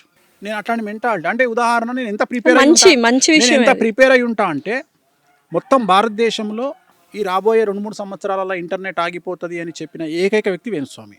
ఇప్పుడు కూడా చెప్తున్నా, ఇంటర్నెట్ ఆగిపోయిందంటే మన పరిస్థితి ఏంది? బ్యాంకుకు పోయినావు, బ్యాంకులు పనిచేయవు. ఎప్పుడు ఆగిపోతుంది సార్? ఎప్పుడన్నా ఆగిపోవచ్చు. గురువు అధిచారంలో ఉన్నాడు, ఎప్పుడన్నా ఆగిపోవచ్చు. రేపే ఆగిపోవచ్చు, ఇవాళనే ఆగిపోవచ్చు. నువ్వు అబ్జర్వ్ చేస్తే గత 4 నెలల నుండి మన మొబైల్ ఫోన్స్ సరిగా పనిచేయట్లేదు. గత 4 నెలల నుండి మన ఇంటర్నెట్ మొబైల్ నెట్వర్క్ సరిగా పనిచేయట్లేదు. మీరు ఒకవేళ మీరు అబ్జర్వ్ చేసి ఉంటే ఫ్రీక్వెంట్గా ఈ సంవత్సరం జనవరి నుండి మనకు రెగ్యులర్గా ఎప్పుడైతే యుద్ధం స్టార్ట్ అయిందో అప్పటి నుండి మన మొబైల్ నెట్వర్క్లో ఇష్యూస్ స్టార్ట్ అయినాయి. మీరు అబ్జర్వ్ చేసి ఉంటే. సో ఇది ఎప్పుడన్నా జరగవచ్చు. మొబైల్ నెట్వర్క్ ఆగిపోయి ఇంటర్నెట్ ఆగిపోయింది అంటే, నువ్వు షాపుకు పోయి పప్పు అడిగితే వాడు పైసలే అడుగుతాడు. నువ్వు పైసలు లేవు, మొబైల్ ఫోన్ తీసి ఇట్లా GPA అన్నావు అనుకో, నీ ఫోన్ తీసి ఆడ పడేస్తాడు. 17 Pro Max పో అంటాడు ఇంటికి. సో డబ్బులు పెట్టుకోవాలి. సో అందుకని నికరంగా డబ్బులు పెట్టుకోండి. పదే చెప్తున్నా, ఆయిల్ రేట్ పెరుగుతుంది, ఆయిల్ 400 అవుతుంది, పాల రేట్ పెరుగుతుంది 200 అవుతుంది, బియ్యం రేట్ పెరుగుతుంది 200 అవుతుంది. రాబోయే కాలంలో గ్యాస్ దొరకదు, పెట్రోల్ దొరకదు, నూనె దొరకదు, డీజిల్ దొరకదు. అన్నిటికంటే ముఖ్యం లిక్విడ్ క్యాష్ దగ్గర పెట్టుకోవాలి. సో ఎన్ని రోజులు నెట్వర్క్ బంద్ అయిపోతుంది? చెప్పలేము, అది నేను కాదు కదా బంద్ చేసేది. సో కేతు బంద్ చేస్తాడు కాబట్టి ఎన్ని రోజుల్లో బంద్ కావచ్చు. ఒక రోజు బంద్ కావచ్చు, 5 రోజులు బంద్ 2 రోజులకు. ఇంకొకటి, ఇది ఎందుకు డిస్కషన్ చేస్తున్నా అంటే, ఇప్పుడు ఒకవేళ 1 వీక్ బంద్ అయింది అనుకో, ఆల్మోస్ట్ ఆల్ ఇండియాలో ఉన్న పిల్లలలో 10-15% పిచ్చోళ్ళు అవుతారు. ఎందుకు తెలుసా? మొబైల్ ఫోన్ ఇవ్వకపోతే ఎవడు ముద్ద నోట్లో దిగుతలేదు. ఫస్ట్ మన చేతిలో రపకమని ఫోన్ పెట్టాలి, నోట్లో ముద్ద పెట్టాలి. వాడి ఈ ఫోను మనం ఇవ్వకపోతే ఇసిరి కొడితే గంపండు వాళ్ళు పడుతుంది పోయి. ఒకవేళ మన కర్మ ఏంటంటే నెట్వర్క్ లేకపోయినా వాడు ఇసిరి కొడతాడు. వాడికి తెలియదు ఇది నెట్వర్క్ అని. ఇప్పుడు మనకంటే నెట్వర్క్ లేదు అనే జ్ఞానం, ఇంగిత జ్ఞానం ఉంది, వాడికి తెలియదు ఆ విషయం. వాడికి ఫోన్ ఇట్లా కొట్టగానే రాకపోతే ఇసిరి కొడతాడు వాడు ఫోను. సో నేను అనేది ఏంటంటే, ఒకవేళ మనకు మొబైల్ ఇంటర్నెట్ పోయి ఫోన్లు పనిచేయకపోతే మన పిల్లల పరిస్థితి ఏంది, తల్లుల పరిస్థితి ఏంది, తిండి ఎవడు పెట్టాలి వీళ్ళకు? సో ఇంత ఆలోచిస్తాను నేను. అంటే ఇంత దూరం ఆలోచిస్తాను నేను ప్రతిదీ అంత నా చుట్టూ ఉండే వాళ్ళని ఎప్పుడు నేను కాషన్ చేస్తుంటాను, జాగ్రత్తగా ఉండండి, ముందు చూపు ఎక్కువ చెప్తుంటా. నేను వేణుస్వామి చెప్పింది 5 ఏళ్ల తర్వాత జరిగేవి ఉంటాయి. చాలా 5 ఏళ్ల తర్వాత ఏం జరుగుతుందో చెప్తారా మాకు? ఇంపార్టెంట్ థింగ్స్ ఇవి జరుగుతాయి. ఇంపార్టెంట్ థింగ్స్ ఏమవుతుంది అంటే, బంగారం రేటు 5 లక్షలు అవుతుంది. 5 లక్షలు అయిపోతుందా? వెండి 6 లక్షలు అవుతుంది. బంగారం కంటే వెండి ఎక్కువైపోతుంది. వెండి పెరుగుతుంది, 6 లక్షలు అవుతుంది. తర్వాత బియ్యము 200 అవుతుంది, పాలు 200 అవుతుంది, పెట్రోలు డీజిల్ ఆల్మోస్ట్ ఆల్ దొరకకపోవచ్చు. సో ఎలక్ట్రిక్ వెహికల్స్ మీద ఆధారపడాల్సి వస్తుంది. తర్వాత చాలా విచిత్రమైనటువంటి మాట, ఇవాళ మతం గురించి మాట్లాడే జనాలు నెత్తిన పెట్టుకుంటున్న సమాజం 2-3 ఏళ్ళ తర్వాత మతం గురించి మాట్లాడితే దొంగలను చూసినట్టు చూస్తారు. సో అప్పుడు మతాన్ని గురించి కాకుండా మనకు తిండి ఎవడు పెడతాడని ఆలోచిస్తాం. మన భారతదేశం నడిచేదే జాతీయ నేను స్థాయిలో. చెప్పే పాయింట్ నీకు అర్థం కాలే. మతాన్ని పక్కన పెట్టేది 2 అంశాలు, 1 ఆకలి, 2 ప్రాణాపాయం. సో అక్కడ పనిచేయవు మతం. అంటే ఉదాహరణ, నువ్వు ఆపత్కాలంలో ఉన్నావు, నీ ప్రాణం పోతుంది, సో నేను ఆదుకోవడానికి వాడు వచ్చిండు, అవసరం కరెక్ట్. అట్లనే నీకు ఆకలి అవుతుంది, నీకు అన్నం లేదు, నీకు ఎవడో ఒకడు వచ్చి అన్నం పెడుతుండు, అప్పుడు మతం పనిచేయదు. ఆ స్టేజ్కి భారతదేశం వస్తుంది. అదేంటి సార్, ఇంకా 10 years లో వన్ ఆఫ్ ద రిచెస్ట్ ఎకానమీలో. నేను అవన్నీ మాట్లాడతలేను తల్లి, అవన్నీ నేను జాతకాలు. నేను అనేది ఏంటంటే ఈ విశ్లేషణలు పోస్ట్ మార్టం నేను చేయ, పోస్ట్ మార్టం నాకు అనవసరం. నేను అనేది జాతకం గురించి మాట్లాడుతున్నాను. గురువు అత్యాచారంలోకి పోయిండు, ఏమవుతుంది అంటే మాట్లాడుతున్నా, అంతేగాని అది ఏమవుతుంది నాకేం తెలుసు. నేను అనేది ఇప్పుడు ఏమవుతుంది నాకు. సో జాగ్రత్తగా ఉండమని హెచ్చరిస్తున్నారు భారతీయులందరినీ పక్కన పెడితే నన్ను నమ్మేటోళ్ళను, నన్ను తిట్టేవాడు ఎలాగో తిడతాడు, నన్ను నమ్మే వాళ్ళకి చెప్పదలుచుకున్న పాయింట్ ఏంటంటే, ఎప్పుడు సంవత్సరానికి సరిపడా ధనాన్ని దగ్గర పెట్టుకోండి. మీ దగ్గర యూపీఐలు ఉండనియండి, గూగుల్ పేలు ఉండనియండి, మీ అకౌంట్లల్లో 100 కోట్లు ఉండనియండి అనవసరము, 100 కోట్లు ఉండనియండి అనవసరము. మీ చేతిలో నికరాన్ని డబ్బును దగ్గర పెట్టుకోండి, లిక్విడ్ క్యాష్. ఖచ్చితంగా సంవత్సరానికి సరిపడా లిక్విడ్ క్యాష్ని దగ్గర పెట్టుకోండి. అలాగే సంవత్సరానికి సరిపడా నిత్యావసర వస్తువులను రెగ్యులర్గా మెయింటైన్ చేయండి. బియ్యము, పప్పులు, ఉప్పులు, నూనె, ఇవన్నీ రెగ్యులర్గా మెయింటైన్ చేయండి. సో సాధ్యమైనంత వరకు సోలార్ వైపు మళ్ళీ ప్రయత్నం చేయండి, ఎలక్ట్రిక్ వెహికల్స్ తీసుకునే ప్రయత్నం చేయండి. సో కంపల్సరీ చాలామంది ఇవి పాటిస్తారని మంచి విషయాలే చెప్పారు. యాక్చువల్గా చెప్పాలంటే ఎలక్ట్రిక్ వెహికల్స్ కావచ్చు, డబ్బు దగ్గర పెట్టుకోవడం కావచ్చు, ఇవన్నీ. సార్ స్విమ్మింగ్ అంటే ఇష్టం అన్నారు కదా, ఏంటి 4-5 గంటలు అలాగా తేలిపోయి ఒక ఆసనం వేసి ఉండిపోతారంటే స్విమ్మింగ్ పూల్లో? అంటే మాకు ఇది మా పూజలలో, వామాచారంలో కొన్ని పూజలు ఉంటాయి. ఆ పూజలకి ఏంటంటే మేము ఏ వ్యక్తికి అయితే మంచి జరగాలని చెప్తామో, అంటే వామాచారంలో చెడు చేయొచ్చు, మంచి చేయొచ్చు. అప్పుడు అది చెడు చేస్తే అది బ్లాక్ మ్యాజిక్ అయిపోతుంది, చేతబడి అయిపోతుంది కదా. చేతబడి అంటే దాని ఉద్దేశం ఏంటంటే, చేతబడి అనేది తప్పు, దాని పదం తప్పు. చేతబడి అంటే జనరల్గా మనకు చేతబడి అనేది దట్ ఈస్ ఏ క్రియేచర్, అంటే అది నిజంగా చేయగలిగిన వాళ్ళు ఇప్పుడు లేరు. జనరల్గా మనకు చేతబడులు జరుగుతున్నాయి. చేతబడి, బాణామతి అనేది చేసేవాళ్ళు లేరు. సో మన దగ్గర ఉన్నది సత్కాలు పెట్టేవాళ్ళు ఉన్నారు. సత్కాలు పెట్టేవాళ్ళు అంటే ఉదాహరణ నువ్వు చూస్తుంటావు, 3 రోడ్ల కూడలిలో కొబ్బరికాయ, నిమ్మకాయలు, గుడ్లు, ఇవి సత్కా అంటారు వీటిని. జనరల్గా మనకు జరిగిన మన చెడును తీసేసి అక్కడ పెడతారు, దాని మించి ఎవరు దాటితే వాళ్ళకి అది అంటుకుంటుంది. సో నేను అవి తీసేయడంలో నెంబర్ 1. సో అలాంటివి నేను చేతబడి, బాణామతి చేసినా నేను తీయగలుగుతాను. నేను ప్రయోగాలు, ఎనీ ప్రయోగం, నీకు తెలిసిన ప్రయోగము, నువ్వు చేతబడి బాణామతి అన్నావు కదా, కాదు, మార్జాల తంతు అంటే పిల్లితో చేతబడి చేస్తారు, ప్రయోగం నాట్ చేతబడి, ప్రయోగం. మూషిక తంతు ఎలుకతో చేస్తారు, పక్షి తంతు పక్షితో చేస్తారు, యాపిల్తో చేస్తారు. ఇదంతా చెడే, చాలా వరకు చెడి. ఎక్కువ ఇది బాగా నార్త్ ఇండియా, మనం కలకత్తాలో చూస్తాం.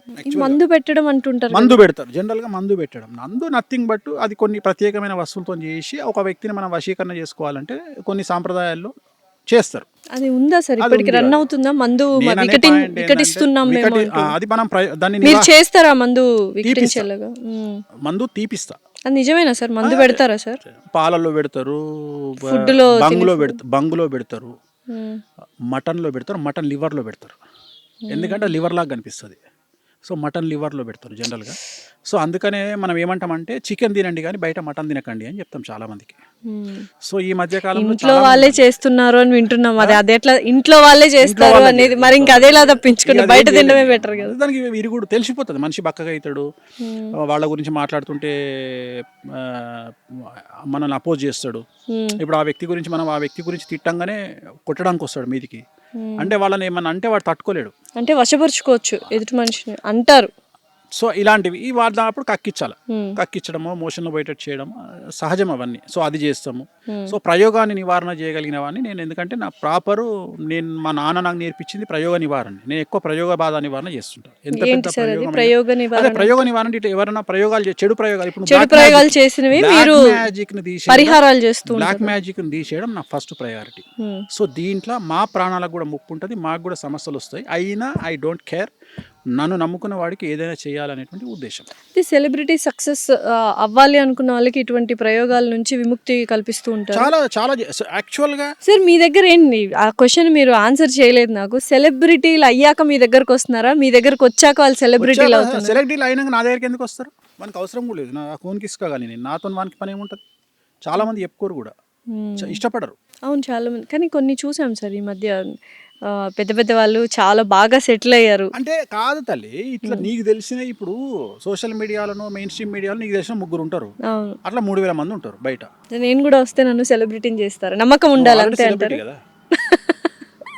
అంతేనా సార్? నువ్వు ఆల్రెడీ సెలబ్రిటీ కదా. అయిపోయాను సెలబ్రిటీ అంటే దాని అర్థం ఏంటంటే 10 మందికి తెలియడం, గుర్తింపే సెలబ్రిటీ. అంతే, జనాల యొక్క గుర్తింపే సెలబ్రిటీ. అంటే సెలబ్రిటీ నెక్స్ట్ లెవెల్ తీసుకెళ్ళడానికి కూడా మీ దగ్గరకు వస్తుంటారు. 100% వస్తారు. అంటే దానికి నీ కష్టం కూడా ఉంది. నేను ఏమంటా అంటే 88% మాత్రమే దైవికమైన శక్తి నీకు సహాయపడుతుంది. 12% నీ స్వయంకృతం ఉంటుంది. నీ 12% మనం కష్టపడాలి. కష్టపడితే చాలు, 88% దేవుడు చూసుకుంటాడు.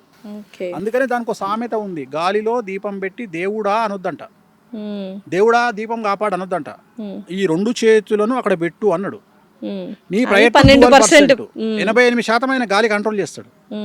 సో ఇక్కడ కూడా అంతే, నువ్వు కంఫర్టబుల్ జోన్ దాటి బయటికి రావడమే, కష్టపడడమే నీ యొక్క ప్రయత్నం.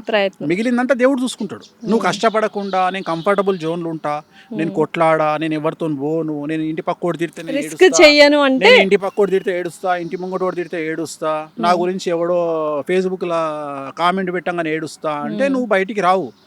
నువ్వు పట్టించుకోవద్దు. నువ్వు ఏం ఆలోచన చేయాలి అంటే, నేను ఒకటే చెప్తా సమాజానికి, ఆర్టీసీ బస్సులో కూర్చొని ఏడవడం కంటే BMW కార్లో కూర్చొని ఏడవడం గొప్పది అని నమ్మేటువంటి వ్యక్తి వేణుస్వామి. సో మీరు ఏడవండి, కానీ BMW లో కూర్చొని ఏడవండి, బెంజ్ కార్లో కూర్చొని ఏడవండి, నేను యాక్సెప్ట్ చేస్తా, సంతోషపడతా. కానీ ఆర్టీసీ బస్సులను 2 వీలర్ మీద కూర్చొని ఏడవకండి. ఆ ఏడ్చేది ఏదో పెద్ద కార్లో కూర్చొని లగ్జరీ కార్లో కూర్చొని ఏడవండి అని చెప్తున్నాను. సో ఇందాక వామాచారం స్విమ్మింగ్ ది ఏదో పరిహారం, అదే వామాచారం ఏంటంటే పరిహారం. ఇప్పుడు ఒక్కొక్కళ్ళకి సంబంధించి కొన్ని మనం మాట్లాడుకునేటప్పుడు ఏంటంటే వాళ్ళకి సంబంధించిన పూజలు ఉంటాయి. ఆ పూజలు చేసినప్పుడు మనం కొన్నిసార్లు ధ్యానం చేయాల్సి వస్తుంది. ఆ వ్యక్తికి సంబంధించి వాటర్ లో ధ్యానం మీద పడుకొని ఆ వ్యక్తికి సంబంధించి ఈ పలాంది మంచి కోసం ఆ పూజ చేస్తున్నాడు, అది జరగాలి ఆయనకు అని చెప్పేసి ఆ బాధ్యత తీసుకున్న వ్యక్తిగా నేను ఆ నీళ్ళ మీద ఫ్లోట్ అవుతూ ఒక మంత్ర జపం ఉంటుంది. ఇప్పుడు కామాఖ్య బగాలముఖి అమ్మవారు ఉంది, ఆ బగాలముఖి సంబంధించి ఓం శ్రీ బాలముఖి సరదుష్టానం వాచముఖం పదం సంభయజిహ్వాం కిలయ బుద్ధి వినాశహీం ఓం స్వాహ అంటే ఆ వ్యక్తి ఏం జరగాలి. ఆ వ్యక్తి ఇప్పుడు ఉదాహరణ నీ శత్రువు ఉన్నాడు, నీ శత్రువు అంటే నీకు ఎన్ని రకాల శత్రువులు ఉంటారు? చాలామంది శత్రువులు ఉంటారు. ఈ శత్రువులు అనేది నార్మల్ శత్రువులు వేరే, మనల్ని టార్చర్ పెట్టే శత్రువులు వేరే. మనల్ని టార్చర్ పెట్టే శత్రువుల కోసమే మనం ప్రయోగం చేస్తాం, మనం పూజలు చేస్తాం. మనం టార్చర్ పెట్టే, ఇప్పుడు ఉదాహరణ నీ ల్యాండ్కి అబ్జర్వ్ చేసినప్పుడు కూడా నీకు శత్రువే, అలా నువ్వు గెలవాలని పూజ చేస్తాం. అర్థమైంది కదా? అట్లనే నిన్ను ఒకడు నీకు బాగా నరకంగా చూపిస్తున్నాడు. కొంతమంది ఉదాహరణ డివోర్స్ కావాలనుకునే భార్యకు భర్త శత్రువు, అంతే. అర్థమైందా? సో శత్రువు అనేటువంటి ఒక నిర్దిష్టమైన పద ప్రమాణం ఏం లేదు. సో శత్రువు మారుతూ ఉంటాడు. సో యాచక శత్రువు, బిచ్చగానికి బిచ్చగాడు శత్రువు అట. అట్లా ఏ వృత్తిలో ఉండేవాళ్ళు ఆ వృత్తిలో శత్రువులు. ఉదాహరణ బాలీవుడ్ తీసుకుంటే ప్రతి heroine almost all 90% black magic బాలీవుడ్లో జరుగుతుంది. సో నేను ఎక్కువగా రెమెడీ చేసేది బాలీవుడ్కి చేస్తాను. ఎందుకంటే బాలీవుడ్లో అసలు ఆల్మోస్ట్ ఆల్ 90% హీరోయిన్లు బ్లాక్ మ్యాజిక్ చేస్తారు. హీరోయిన్లు చేస్తారా?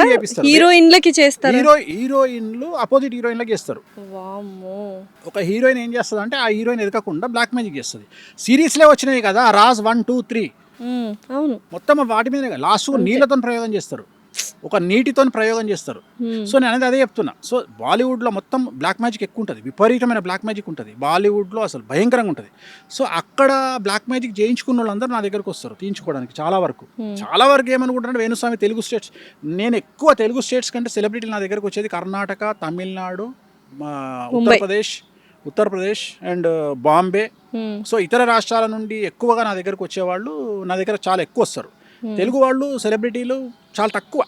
అంటే సెలబ్రిటీలో కొంతమంది భయం ఏముంటుంది అంటే, కొంతమంది చేసే అడావిడి వల్ల వేణుస్వామి దగ్గరికి పోతే మనల్ని ఎవరైనా చూస్తాడేమో, అంటే రాంగ్ రెప్యుటేషన్ వచ్చేసింది అని భయపడుతుంటారా, బాధపడుతుంటారా ఎప్పుడైనా? అలా ఏముండదు. ఏం లేదమ్మా, నేను అసలు అదే చెప్తున్నా, నేను పట్టించుకోనవన్నీ. నేను అసలు ఇప్పుడు నేను ఒకటే నమ్ముతా.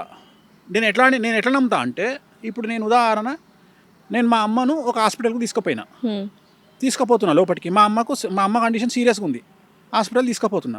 నేను తీసుకుపోయేటప్పుడు పక్కన డెడ్ బాడీ మీద ముసుగు కప్పి తీసుకొస్తారు బయటికి. ఇప్పుడు ఈ హాస్పిటల్లో ఒక పేషెంట్ చచ్చిపోయింది కాబట్టి మా అమ్మ కూడా చచ్చిపోతుంది, వీడు వేస్ట్ కాడు ఈ హాస్పిటల్ వాడు అని నేను వెనక్కి రావాలన్నా లోపలికి పోవాలన్నా? లోపలికే వెళ్ళాలి, దేవుడు హాస్పిటల్ నమ్ముకొని. తలకాయనోడు ఏం చేస్తాడు? లోపలికే పోతాడు. పోతాడు. సపోజ్ అట్లా కాకుండా బయటికే తీసుకుపోయాను అనుకో తల్లిని, చచ్చిపోతుంది కదా. నేను అంతే. నా దగ్గరికి నువ్వు రాకపోతే నాకు వచ్చిన నష్టం ఏం లేదు, వేరేటోడు వస్తాడు. నా అర్థమైంది. దగ్గరికి నువ్వు రాకపోతే వేరేటోడు వస్తాడు. నాకు నేను నా దగ్గరికి కొంతమంది మేధావులు చాలా మంది వచ్చి, స్వామి మా దగ్గర చాలా మంది క్లయింట్లు, నీది నువ్వు చూపించుకొని పో, వేరేటోని గురించి మాట్లాడకు, మన అపాయింట్మెంట్ దొరికినప్పుడు చూద్దాం, ఇక్కడ నేను ఖాళీ లేక కూర్చోలే. డెఫినెట్లీ. సో ఇంత బిజీగా ఉన్నారు కదా, మరి మిమ్మల్ని అప్రోచ్ చేయాలంటే బాగా, అంటే సామాన్యులకి బాగా కాస్ట్లీ ఏం లేదు. సెలబ్రిటీ తెలుగు స్టేట్స్ లో అతి తక్కువ రెమ్యునరేషన్ తీసుకునేవాడిని నేను ఒక్కనే, జాతకానికి 6,000. నువ్వు నమ్ముతావా? మన దగ్గర 50,000 స్టార్టింగ్, మన దగ్గర 50,000 తెలుగు స్టేట్స్లో, రెండవది 30,000, మూడవది 16,000 ఆస్ట్రాలజర్స్. మీరు మాత్రం 6,000 తీసుకుంటా మనిషికి. Last time 2 years back interview చేసినప్పుడు కూడా ఇదే నంబర్ చెప్పారు. ఇప్పుడు కూడా అదే చెప్తున్నా. ఎంత కాల్స్ కూడా వచ్చాయి, నేను చెప్పించుకోవాలి, నంబర్ వేసి ఉంటాం కదా ఫర్ లాసారెడ్డి ఇంటర్వ్యూస్. ఇప్పుడు కూడా నీకు అదే చెప్తున్నా, నేను 6,000 రూపాయలు తీసుకుంటా, మీరు చెక్ చేసుకోండి. నాది 4th కింది నుండి పైన 50,000 తీసుకునేవాడు ఉన్నాడు, 30,000 తీసుకునేవాడు ఉన్నాడు, 16,000 తీసుకునేవాడు ఉన్నాడు. నేను 6,000 తీసుకుంటున్నా. కానీ నా బిల్డప్ జనాల్లో ఎట్లా ఫీల్ అవుతారంటే, వేణుస్వామి ₹1,00,000 తీసుకుంటాడు అన్నట్టు సీన్ క్రియేట్ అయింది. నేను తీసుకోను, నేను 6,000 తీసుకుంటా. రెండోది, అవసరమైతేనే పూజ రాస్తా. సాధ్యమైనంత వరకు నేను రాసే పూజలు కాళహస్తి, త్రయంబకేశ్వరు, లేకపోతే తిరునల్లారు, కామాఖ్య, ఇవే ఉంటాయి. నేను చేయాలి అంటే నిజంగానే నీకు అంత సీన్ ఉండి నువ్వు దాన్ని పెట్టుకోగలిగిన స్థాయి నీకు ఉంటేనే. ఉదాహరణ, నీ దగ్గర ఒక 100 కోట్లు ఉంటే నేను ఒక 5 లక్షల పూజ రాస్తా, నీ దగ్గర ఒక 10 కోట్లు ఉంటే నేను ఒక 5 లక్షల పూజ రాస్తా. అంత లేని వాళ్ళు ఎలా సార్? దానికి తగ్గట్టుగానే చేస్తాను. అందుకనే లేని వాళ్ళకు అందుబాటులో ఉండే పూజలే చెప్తా. మళ్ళీ ఏం చెప్తా, నువ్వు సెట్ అయినగా చేద్దామని చెప్తా. నా ఉద్దేశం ఏంటంటే, ఇప్పుడు బాయిలో ఉన్నోడిని ఫస్ట్ పడుకున్నోడిని లేపాలి, లేపినాక నిలబెట్టాలి, నిలబెట్టినాక నడిపించినాక పరిగెత్తించినాక ఇంకా ఏదైనా రేజ్ చేయాలి. అప్పుడు మీరు ఎంటర్ అవుతారు, మీరు చేయాలి పూజలు. ఫస్ట్ నేను ఏం చేస్తా అంటే, వాడిని పడుకున్నోని లేపుతా, లేపి నిలబెడతా, నడిపిస్తా, పరిగెత్తిస్తా, అప్పుడు నేను ఇన్వాల్వ్ అవుతా. నా మెంటాలిటీ ఇది. డైరెక్ట్గా పడుకున్నోని నువ్వు ఉరుకురా అని చెప్పా. సో ఫస్ట్ వాడిని సన్నద్ధం చేయాలి. వాడిని అందుకనే సన్నద్ధం చేస్తే వాడు ముందరకు వస్తాడు. అంతేగాని డైరెక్ట్గా వానికి ఆ మాట చెప్పినామనుకో, వాడు కుంగిపోతాడు అంతే.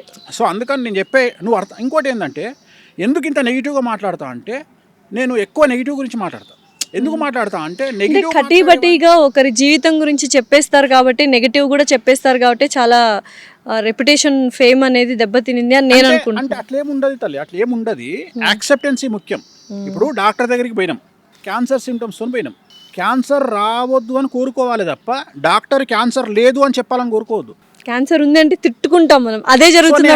ఏంటంటే, క్యాన్సర్ ఉన్న తర్వాత ఎలా బ్రతకాలి, ఎలా ఫేస్ చేయాలి అనేది డిస్కషన్ చేయాలన్నది నా బాధ్యత, నా పద్ధతి. సో చాలా మంది ఏం చేస్తారంటే, క్యాన్సర్ వచ్చినా క్యాన్సర్ లేదు అని చెప్తారు. నేను ఆ టైపు కాదు. నేను సిమ్టమ్స్ని బట్టి, జాతకాన్ని బట్టి నీకు క్యాన్సర్ వస్తుంది అని చెప్తా. నేను చెప్పి దానికి సంబంధించిన రెమెడీ కూడా చేపిస్తున్నా. సో నాదంతా డిఫరెంట్ స్టైల్ ఉంటుంది నాది. నేను ఏమంటా అంటే, జనాలు ఏమన్నా, ఇంకోటి, నాలాగా నెగిటివ్ మాట్లాడే మనిషి ఒకవేళ పాజిటివ్ మాట్లాడితే ఎట్లుంటుంది? ఆ వ్యక్తి ఎంత ఖతర్నాక్ తీసుకుంటాడు. సో అందుకని ఆన్ స్క్రీన్ నెగిటివ్ మాట్లాడతా, ఆఫ్ స్క్రీన్ నేను మాట్లాడే పాజిటివ్ తట్టుకోలేరు ఎవరు. నేను అంత ఎక్స్ట్రీమ్. ఆన్ స్క్రీన్ నెగటివ్ మాట్లాడినా ఆఫ్ స్క్రీన్ వాళ్ళకి మంచిగా చేస్తున్నా. మంచి మాత్రమే చేస్తున్నా. ఎందుకు చేస్తా అంటే, దీని ఇంపాక్ట్ ఎట్లుంటుంది అంటే, ఎప్పుడు నెగిటివ్గా మాట్లాడే వేణుస్వామి మన గురించి పాజిటివ్గా మాట్లాడిండు అంటే, ఆ వ్యక్తి మీద ఇంపాక్ట్ అనేది కొన్ని crores% ఉంటుంది. డెఫినెట్లీ. అది నేను ఇదంతా స్ట్రాటజికల్గా చేస్తా. నేను నెగిటివ్గా మాట్లాడతా, ఆ పర్సన్ నా ముందర కూర్చున్నప్పుడు పాజిటివ్గా మాట్లాడతా, ఆ మనిషికి నేను ఇచ్చే బూస్టింగ్ అట్లాంటిది. ఎందుకంటే నేను డీల్ చేసేది సెలబ్రిటీలతో డీల్ చేస్తాను కాబట్టి, సెలబ్రిటీ ఒక్కడు కాదు అక్కడ, సెలబ్రిటీ మీద ఆధారపడి ఉన్న కొన్ని 100 కుటుంబాలు, డెఫినెట్లీ సెలబ్రిటీల మీద ఆధారపడి ఉన్న కొన్ని 1000 కుటుంబాలు, వాళ్ళందరినీ దృష్టిలో పెట్టుకొని నేను కౌన్సిలింగ్ ఇస్తాను, వాళ్ళందరినీ దృష్టిలో పెట్టుకొని నేను పూజలు చేస్తాను. సో ఇంత ఎక్స్ట్రీమ్ ఆలోచన చేయగలగాలి. సో చాలామంది బేసిక్గా నేను అదే చెప్తా. ఇప్పుడు ఒక అమ్మాయి వచ్చి నాకు నా మొగడి వల్ల కష్టమవుతుంది అనగానే, ఏం కాదు ఇంకో సంవత్సరం చూడు, మన ఇంటి పక్కడు ఏమని అనుకుంటాడు, లేకపోతే ఏమవుతుంది, ఇవన్నీ ప్రతి ఇంట్లో జరిగే, ఇది చెప్పొద్దు. ఫస్ట్ ఆ అమ్మాయిలోకి పరకాయ ప్రవేశం చెయ్యి. ఫస్ట్ ఆ అమ్మాయి ఏం కష్టం అనుభవిస్తుందో చూసి ఇది సాల్వ్ అవుతుందా కాదా. సాల్వ్ అయితే 10 ఏళ్ళు ఆపు, సాల్వ్ కాదు 10 నిమిషాల ఖతం చెయ్యి. నా మెంటాలిటీ అది. సాల్వ్ అవుతుంది అనుకో, నేను చెప్తా, అమ్మ నీ మొగుడు మారుతాడు, వెయిట్ చేయి, 5 ఏళ్ళు వెయిట్ చేయి, 5 ఏళ్ళ తర్వాత నీకు స్వర్గమే. నీ మొగడు మారడు, డివోర్స్ తీసుకో. ఎందుకు తీసుకో? Next. నీ ఏజ్ పోతుంది, అంతే. తీసుకో. తన అలా భవిష్యత్తు కొడుకుంటూ బిడ్డ కోసం. ఉంటే ఏమవుతుందమ్మా? కొడుకుంటే బిడ్డ ఉంటే ఒక్క నెలనే నీకు డిస్కంఫర్ట్ ఉంటుంది లైఫ్లో, మళ్ళీ నెల తర్వాత ఆటోమేటిక్గా మారిపోతావు. అంతే, సేమ్ కార్ డ్రైవ్ చేసినట్టే ఉంటుంది, పెద్ద కొత్తగా ఉండదు. హైదరాబాద్లో కార్ డ్రైవ్ చేస్తే చాలు ప్రపంచం అంతా నడిపించవచ్చు. తెలిసిపోతుంది. సో అట్లనే అంతే, ఒక నెల రోజులు కష్టం అవుతుంది. Okay. సో ఇవన్నీ, సో నేను అంత నాది బీ ప్రాక్టికల్. అంతే, అంటే ప్రాక్టికాలిటీ ఎక్కువ ఉంటుంది కాబట్టి ఎక్కువగా ప్రాక్టికల్ గా మాట్లాడే మనుషుల్ని. ఇప్పుడు కష్టపడితే సుఖం దక్కుతుంది. కష్టపడితే సుఖం ఎడ దక్కుతుంది? కష్టపడితే సుఖం దక్కుతుంది అంటే గాడిద కష్టపడుతుంది. సో మంచోడు బాగుంటాడు అంటే గుళ్ళె పూజ చేస్తాడు, కోటీశ్వరుడు కావాలి. మంచోళ్ళకే చాలా కష్టాలు నేను అదే వస్తున్నాయి కదా చెప్తున్నా ఈ తల్లి, గుళ్ళె కలియుగంలో. పూజ చేసే పంతులు మంచిగా ఉండాలి. ఎందుకంటే ఆయన రోజు పూజ చేస్తాడు కాబట్టి. మరి ఆయననే చక్కగా చూడని దేవుడు మనల్ని ఎందుకు చూస్తాడు అంటే ఇది జాతకాల మీద ఆధారపడి ఉంటుంది తప్ప గుళ్ళె పూజ చేసే పంతులు బాగుండాలని రూల్ లేదు. అట్లనే రోజు మేకను నరికేటువంటి మటన్ షాపోడు నరకానికి పోడు. డెఫినెట్లీ. సో ఇవన్నీ వాళ్ళ వృత్తులను బట్టి వాళ్ళ పనులను బట్టి వాళ్ళు చేస్తారు. ప్రపంచంలో ప్రతి మనిషికి మీతో మాట్లాడే ఒక నిమిషం టైం వస్తే మీరు వాళ్ళకి ఏం చెప్తారు? ఒకే ఒక 1 minute ప్రతి ఒక్క మనిషితో మీరు మాట్లాడగలరు అంటే ఒక్క 1 minute ఏం చెప్తారు ఆ మనిషికి? సో ప్రపంచం గురించి నేను మాట్లాడను. ఎందుకు మాట్లాడను అంటే దేశ కాలమాన పరిస్థితులు అనేవి ఉంటాయి. భారతదేశంలో కుజదోషం ఉంటుంది, అమెరికాలో కుజదోషం ఉండదు. సో భారతదేశంలో డ్రగ్స్ తీసుకుంటే తంతరు, ఆమ్స్టర్డామ్లో డ్రగ్స్ తీసుకుంటే పొగుడతారు. సో అందుకని ప్రపంచం గురించి ఒకే ఆన్సర్ ప్రపంచానికి వర్తించదు. ఓన్లీ భారతదేశం గురించే చెప్తా. డబ్బుకు మించింది ఏమీ లేదు. ప్రేమలు అనుబంధాలు మంచివి అంటే వాడు దొంగనా కొడుకని డిసైడ్ చేయండి. వాని మీద ఒక కన్నేసి పెట్టండి, వాడు ఖచ్చితంగా ఎప్పుడో మిమ్మల్ని ముంచుతాడు. సో ప్రేమలు అనుబంధాలు మంచివి అన్నోని దగ్గరికి రానియకండి. డబ్బు మాత్రమే విలువ అన్నోని రెస్పెక్ట్ ఇవ్వండి. డబ్బుకే విలువ ఇవ్వండి. ప్రపంచంలో డబ్బును మించింది ఏమీ లేదు. విమర్శలను పట్టించుకోకండి. ఒక జీవితంలో 2 జీవితాలు అనుభవించి డెత్ బెడ్ మీద ఎవడన్నా వచ్చి నీకు ఏం కోరిక ఉంది అంటే ఏం లేదురా అబ్బాయి నేను చచ్చిపోయినాక దినాలు మంచిగా చెయ్యిర్రి అని చెప్పగలిగినోడే నిజమైన మనిషి. Super, thank you so much Venu Swamy గారు. ఎన్నో విషయాలు అంటే ప్రాక్టికాలిటీకి దగ్గరున్న రియాలిటీ, హార్ష్ వర్డ్స్ అయినా నిజాలు చేదుగానే ఉంటాయి అన్నట్టు చాలా నిక్కచ్చిగా మాట్లాడారు. Thank you so much. Om నమో వెంకటేశాయ.